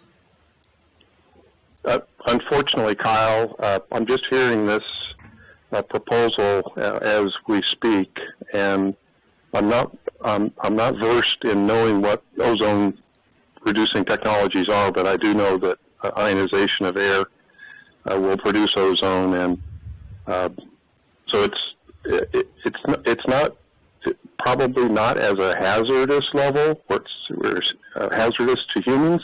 Mm-hmm. But ozone production in enclosed environments will have effects on materials and other things and cause some degradation in materials over time. So it's just something to be aware of.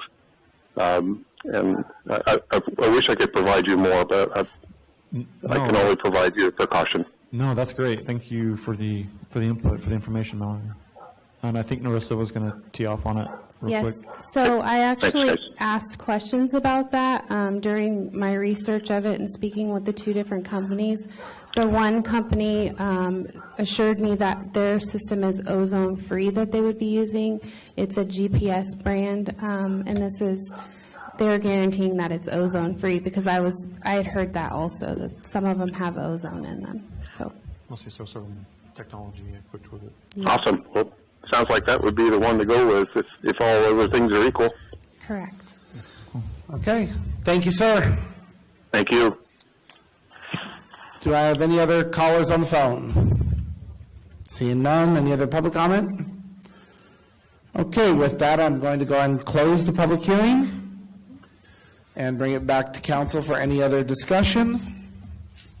Seeing none, do I have a motion for the approval of the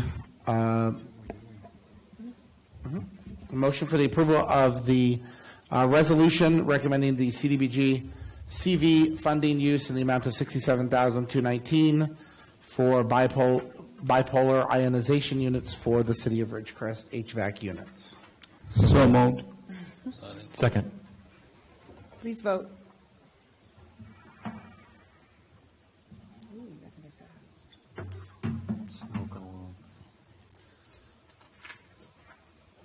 Come on, Solomon. 5 ayes, motion carries. Thank you. Okay, next item is item number 6. This is a public hearing and resolution, approval of the City Council of the City of Ridgecrest, California, summarily vacating a portion of the east right-of-way of South Downs Street between Wasp Avenue and 160 feet, plus or minus north of the center line of Wild Rose Avenue. We'll go ahead and, are we even receiving the staff report? He's just going to basically. Okay, so we're going to open the public hearing at this time at 7:34 p.m. Mr. Reed. Good evening, Council. As you guys know, we're asking you to continue this. In our haste to try to get this done, I am still waiting on some responses from a few utility companies. And in order to follow the vacation procedure, I need to have responses in writing from all the utility companies so we have backup so we don't vacate something that has a public utility in it and then there's a public utility on private property. So that's why we're asking for this continuous. I just wanted to brief you on why we're continuing. So the request is that we're going to go ahead and continue the public hearing for our next scheduled council meeting, which will be on November 3rd. Correct. And Honorable Mayor, if I may, a motion to that effect with a second and a vote would be appropriate. Okay. Confirming that the public hearing was open, no testimony, no public testimony was received, and the public hearing is continued open until the next meeting of the City Council, which is on, I believe, November 3rd. Before we vote, I have a procedural question. It's just my lack of knowledge. That is, we're opening the public hearing to extend it. Why was it even on the agenda? Because we noticed it. It has to be noticed 2 weeks before Sure, but it was noticed, but couldn't it then be pulled off the agenda and wait till next and then open it up? No, the reason we suggest this process, council member, is it avoids us having to renotice the public hearing, republish it, and probably delay the actual hearing of it until later in November. So also, Martin, does that mean that public comment can be received during the entire time that, during the entire, until the next council meeting? Well, obviously, written comment is always welcomed and can be sent in. The public hearing itself for the meeting, basically as far as any oral communications from the public, has been opened. If the motion passes, the council will not be taking any testimony and continuing that public hearing until date certain, which will be the next council meeting. But written public comment can continue to be submitted. Thank you, sir. Okay, so we have a request from staff to continue the public hearing through the November 3rd meeting. Do I have a motion in accordance? So moved. Have a second? Second. Do we have to read it in full? No, you're fine. No. Please vote. Do you want us to actually vote on this resolution because this says that? No, you're voting on the motion to continue. I'm clarifying for Ricka's purposes. Yeah. Wouldn't it be just a voice vote? It will be a voice vote because that Yes, does say it will be a resolution, vote. so Correct. let's not push buttons. It will just go for a verbal Yeah, it's a motion voice to vote. continue. So I have a motion on the table for continuation. Roll call. Mayor Bruin. Aye. Mr. Blades. Aye. Mr. Rajaratnam. Aye. Mr. Heyman. Aye. Ms. Breeden. Aye. 5 ayes, motion carries. Thank you much. Next item is committee reports. We have finance and city org, and it looks like infrastructure and RECB. Okay, we got 4 today. You want me to take finance? Oh, that's right. So finance committee met. Let me find my notes here.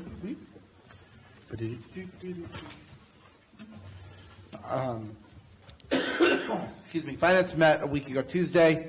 Councilman Rajaratnam sat in for Councilman Heyman for the evening. Largely routine items were discussed in terms of tax performance. Everything's actually continuing to look very good, surprisingly well in 1 month, and I think that there's a timing to all of this in terms of money coming in, money coming out. Our staff continues to work diligently on ARP, on getting, making sure that our T's are crossed and our I's are dotted, and that everything we're doing is in compliance. We spent a good chunk of time going over the financial carryovers and asking questions on that. Probably a little more education, but also we went through the entire thing and asked questions about anything that we had questions on. The other thing that we talked about was they're in the process of working through and prepping for their audits, and they're going through their financial auditing as they do annually. And outside of that, not a whole lot else to add other than, but a high confidence in understanding that they have a good understanding, that we have a good understanding of where we're performing, and as the year goes on, we'll see how our revenue is performing. So the other thing was that we changed the meeting for finance to the second Tuesday monthly. We moved from Monday to Tuesday. So the second Tuesday monthly is the new official date for the finance committee meeting. Yeah, Mr. Mayor, I have one thing to add. Staff did go over those rollover purchase orders and discovered that probably 95% were rolled over legitimately or being held open legitimately. We did close, I believe, 5 or 6. So we did do an additional review and found out that the ones that were open were appropriate. And we circled a couple. We had a great conversation. I just want to compliment, the city staff and the city finance department. It was a good conversation. It was a good back and forth about how does this work and how does that work and why would this be this way. And it was nothing but compliments to your staff in terms of that expectation. I may have given Sharia a slight heart attack in the middle of the meeting, but that was about it. So, Economic development was canceled. City org. Peggy, do you want me to present city org? It's you. Well, I'm asking, do you want me to? Yes, thank you. I'm more than happy to present it, but I feel like I'm also the only one talking, and I don't like that to happen. I'm not on city org. We came in for the Monday one, the special one, you mean? Yeah. And we moved it? Okay, then go ahead. Yeah, you're on city Please. org. I am, but I thought you were talking about a special one. No. I'm just talking about we held our first city org meeting in We did. year and a half, and it was a very good meeting. And I think there's some really important information that the community needs to hear and understand. And I have already said we need to improve our communication and understanding of it to the community, and that is organics. Welcome to the wonderful world of organics, and they're coming. We are currently in the process of negotiating with Waste Management on our contract. We don't have 1,000 details to give to the public right now. The biggest detail that I want you to understand is that SB 1383 is coming. We don't have any choice. We stand on the tracks waiting for it to arrive. And we are looking for solutions for the community to make it as economic and as well as feasible as possible for you. But understand that this council doesn't have the authority to say no to SB 1383, which is a state mandated program that's affecting the entire state. And it's going to take some time for its implementation and for enforcement and for all the things that are going to change. My biggest thing I want everyone to hear is that we're working on the solution and there's more to come. I'm going to let you chime in on all of them, because all of them you've got details on. So I'm going to give the 10-second version, and I'll let you give the 5-minute version. Can we tell them about the organics, though? Or are you going to? Yeah, one of the things was brought up during the meeting was have we started the community outreach? Yes, the community outreach has been started, several months ago. It was in the last newsletter in Waste Management's bill. We did do a Facebook post this week. We've had about 5,600 views of that post. We do plan on having at least a weekly post informational that will be going out to the community as we ramp up to bringing this to council here shortly. We do have a meeting or negotiations meeting with Waste Management tomorrow morning at 8 o'clock. So we will be hopefully coming to a tentative agreement here shortly on how this program's going to roll out. Megan's been working extremely diligently to try and anticipate some of the questions and concerns from the public. So we're going to try working on getting that out to the public as much as we possibly can here over the next month or two. Fantastic. Can I add to that real quick? It was just it's reiterating what Ron said, and if you can go to our website and just /waste, Megan started this thing called Trash Talk Tuesdays, and it's going to be a way for the city to keep everyone updated on how as things roll out. Okay. Again, we're committed to communication. It came up. That was the question that came up in the committee meeting was, how are we communicating this? And I compliment our staff. They jumped on it and started getting the communication out, because for the community to hear, this council, the first words out of our mouth was, we do not want to see a trash 2.0 at the city level, and we want to make sure that you're communicated about as far as what it is. Right. Yep. So on the website, it's going to be any kind of progress and decisions for implementation. Yep. How we're doing that. So, ridgecresttaxia.gov /waste. It's a wasted site. Trash Talk Tuesdays. Trash Talk Tuesdays. TTTs. The other thing that we spoke in detail was litter abatement and how we intend to go forward with our code enforcement and how we intend to look at how we're going to work those solutions. I know the community's reached out to myself. I know they've reached out to everyone in this council. We've said that we're working for trash. You can hear that we're talking about Clean California initiatives. You can hear we're talking about our ordinances and these incredible community days that Councilman Blades is putting together. It's on front of mind, guys. And that's the best I can tell you, is it's on front of mind, and we're working solutions. And they don't happen overnight, but they're being worked.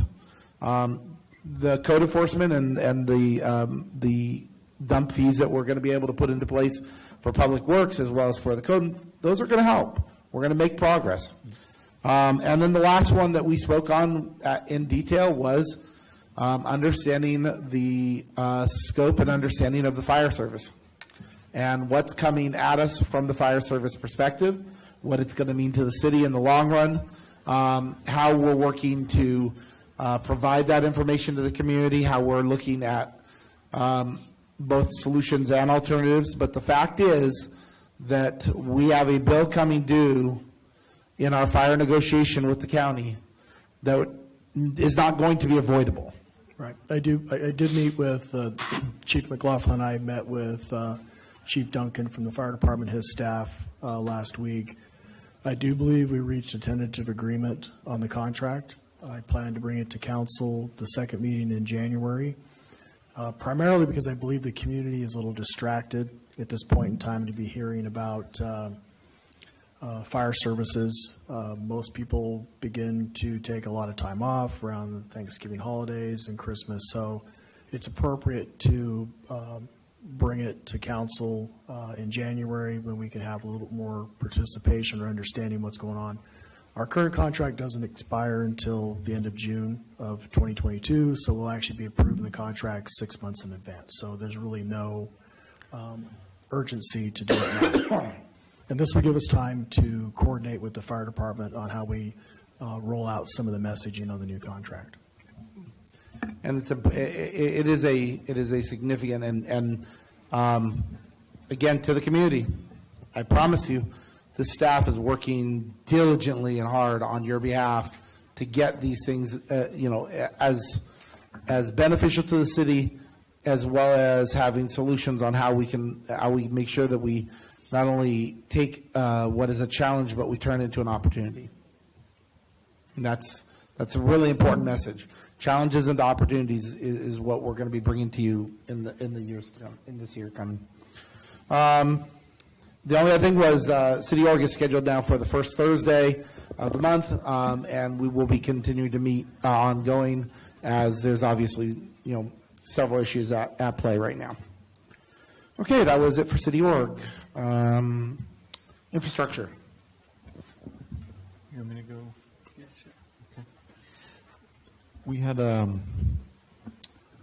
discussion items were the SC option E, and Travis. The committee really, no joking aside, we really kind of we put a lot on Travis. We asked him a ton of questions, probably more than we should have, and he went back to SCE and got as many of those answers as he could just on option E.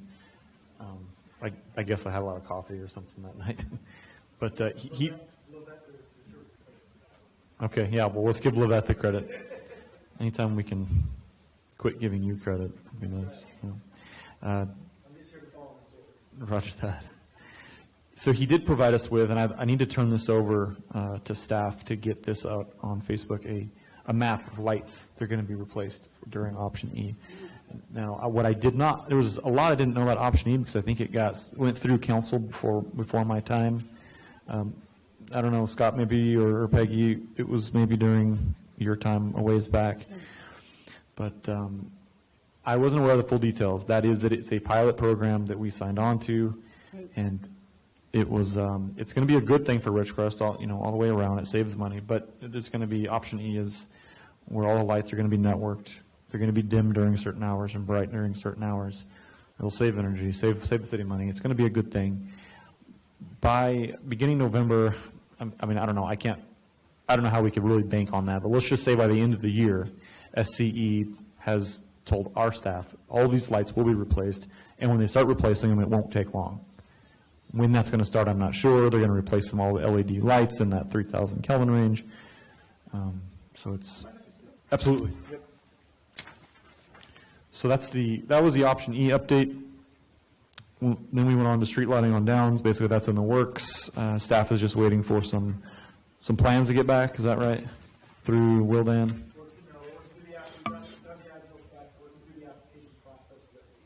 Working through the application process with SCE, for those of you who couldn't hear. That's moving forward. We extensively talked about patching and paving standards. We just wanted to as a committee, make sure we're doing our due diligence towards. There are times when there are patches in the city, and then people recognize it. You know, we got PGE or SCE.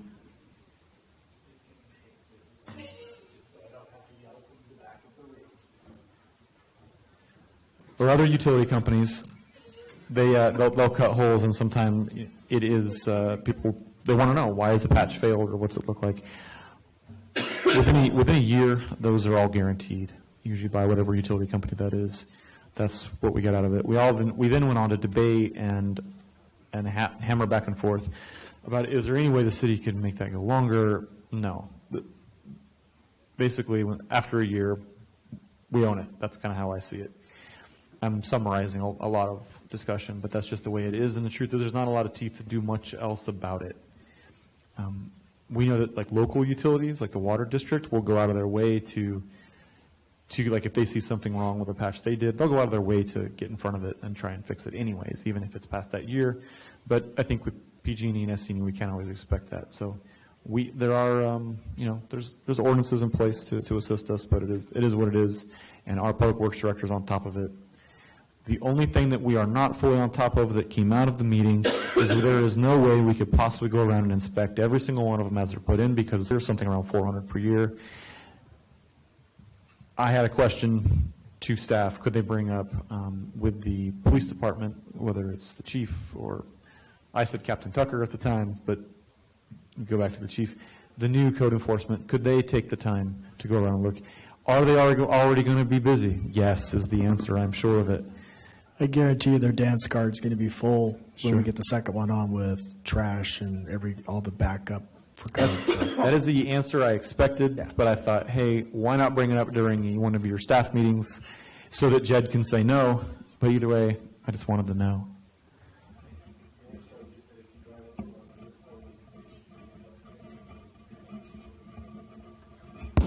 Pothole. That's where The patches, a faulty patch. Right? Yeah, using the pothole tool or something like that. That would be a great way. Well, so my idea was somebody hit the pothole tool, but the public is maybe not as used to using it right now. So I'm gonna throw it out there, and just see what comes back. I don't have any illusions. The other thing the last thing we went over was lighting for Pearson Park, and that is happening rather quickly.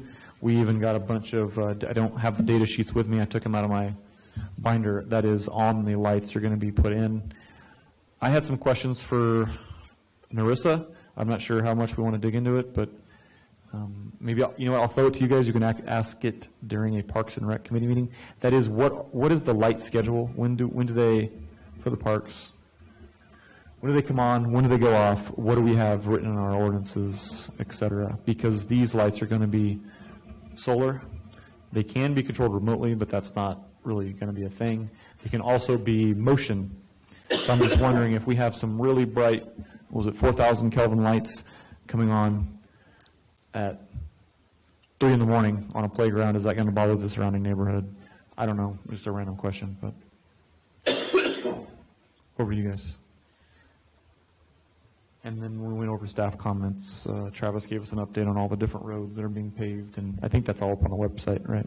So, and then for a future agenda item, man, talking too much. I don't know how you do it all the time. He talked about bringing back the 5-year plan for the roads, and basically we would look up what's in the computer program, we would look up what's recommended by staff, and then the infrastructure committee would then give an input on roads to be addressed if we need it to vary from the staff. I'm guessing there won't be much variance, but we'll still give our input. That's all I got. You covered it all. Oof. Thank the Lord. Which means Solomon gets to do RACVB. We did not meet. And there's the report.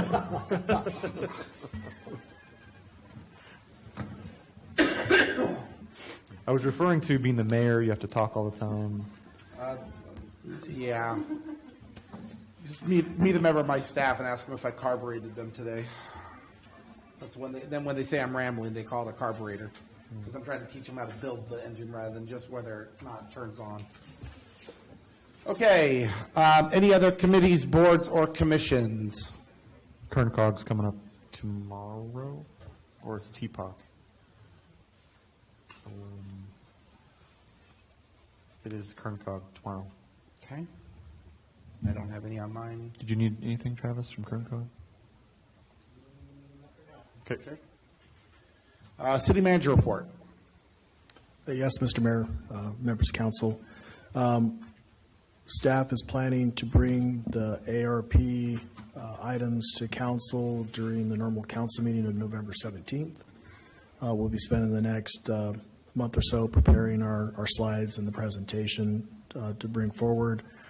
One of the ideas that we had was just a presentation of the ARP program overall, what areas we can spend the funding in, like one particular, how much do we have in lost revenue, unrestricted capital item funds that we can spend. We'll be bringing a list of projects to council for consideration. We're also looking for input at that time from the community for additional projects. But at the end of the meeting, we're looking for some sort of direction from council on a priority of projects so we can begin to move forward, with the idea that as these projects are developed, they'll be brought back to council for final approval before we move forward. So more of just the vetting of the projects we have that fit within certain programmatic areas of ARP funding, and give council an idea or the opportunity to ask questions, reprioritize, come up with other projects you feel that may be more viable than the ones we're bringing forward. Also, input from the community.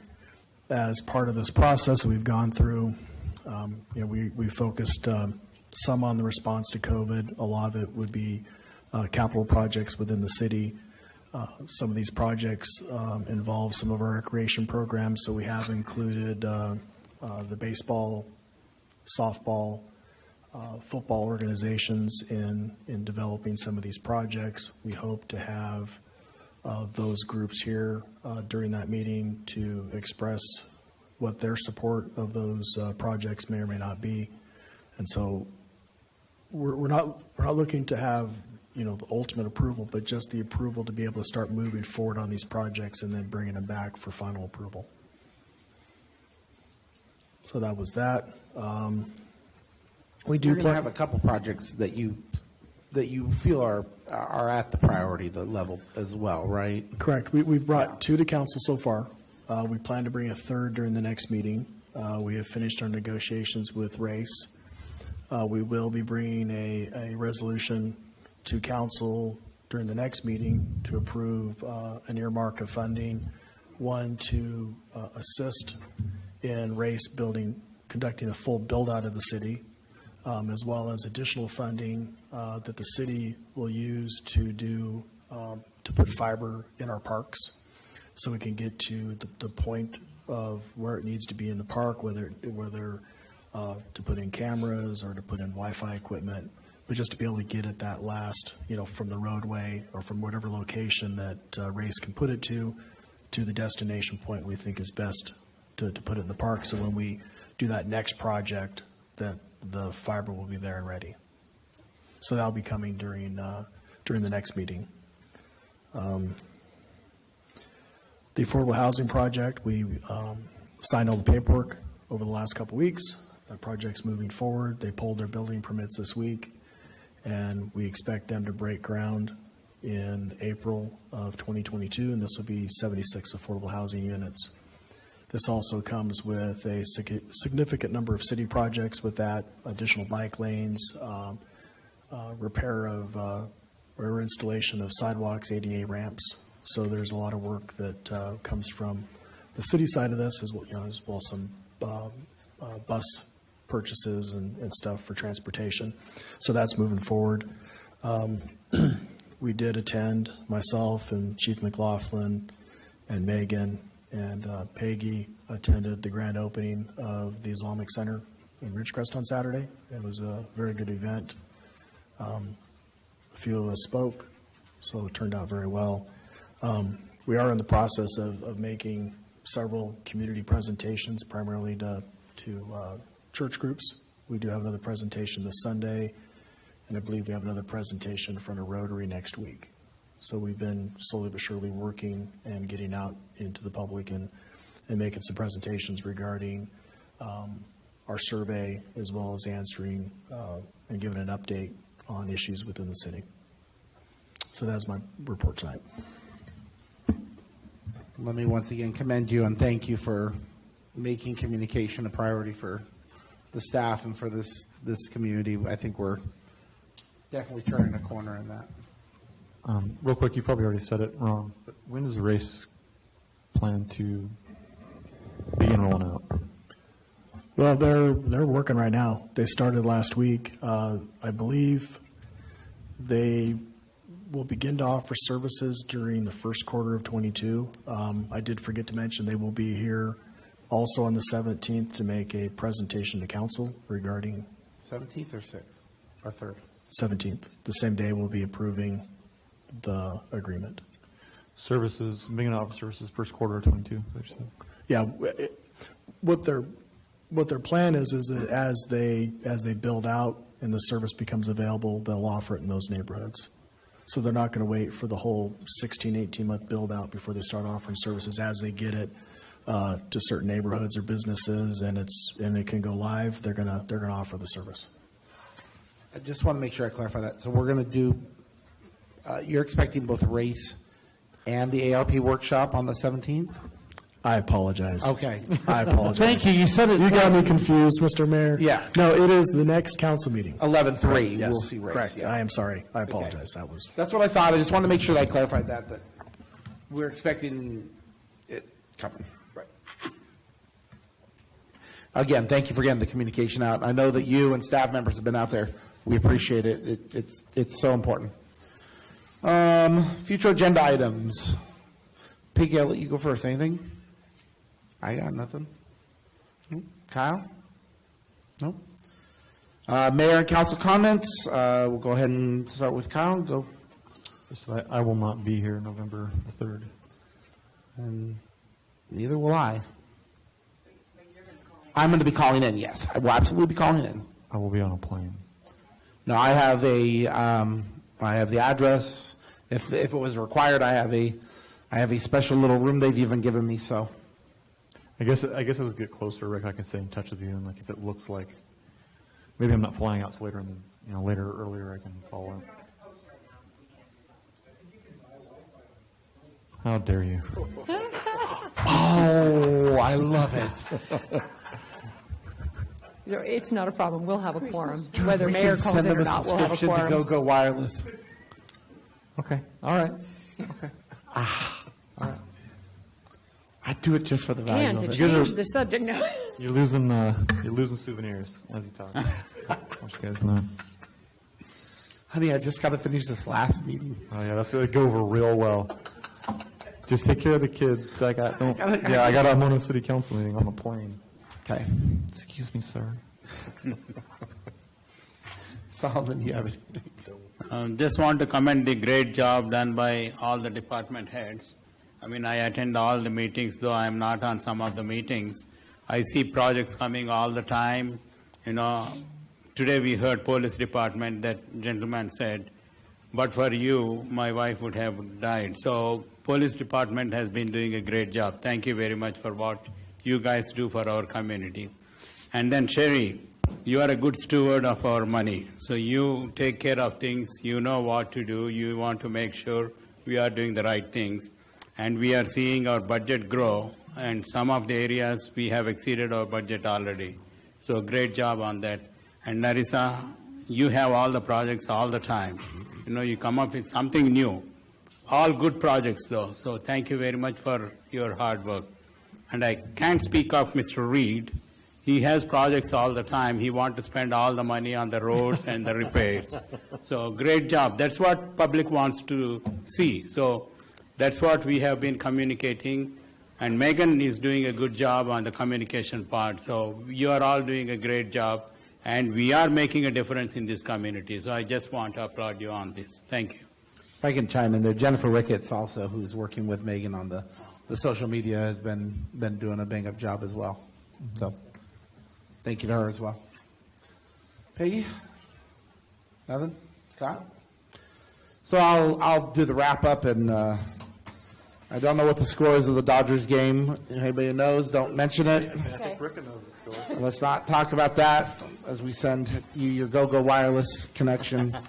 I just want to again commend all the positives, guys. We talk about how we look at the world. We're talking about the final mile on fiber. We're talking about massive improvements to Leroy Jackson. We still got a pool grant sitting out there. We are working with the fire issues. We have $3 million worth of streets work going on right now. We have a new housing project getting ready to start. And in case you haven't noticed, there's only 5 new constructions going on in our town right now. And I know you might be inconvenienced by our lane being closed or this being closed, but our town is really getting ready for an incredible surge, and those blessings came in many ways from all the hard work that was put in by the staff and by the previous councils, and I thank them all. We have one last little challenge that we are working on, and I will be providing public testimony on Saturday to the California Redistricting Commission. They have not released maps yet, but we're making one final plea and presentation to them, explaining what the importance is of Ridgecrest remaining part of Kern County, and we'll be working that angle. And then my last message, because everyone likes to say my last barb is, Mr. Wicknick at the last meeting asked me about my social media. I just want to let everyone know that I openly offered to go to his office and help him show that I wasn't blocking him, and that got met with some interesting words, and at this stage I'm not going to be actively involved. He can speak to the city attorney if he has any other communications, but good to my word, I promise you there's no blocking or any effort to restrict any information from anybody. I'm a great big open book. Anybody who knows me will tell you that I'm in. And with that, have a wonderful weekend. Have a great, I hope to see everyone out at the fair. If you're out at the fair, wave to the goofball in the tan t-shirt with the Boy Scout uniform on, parking cars, because that'll be your mayor. And have a great weekend. Come on out, support the kids at the livestock auction, and come on out to the demo derby, and I hope to see you there. With that, good evening. Good evening.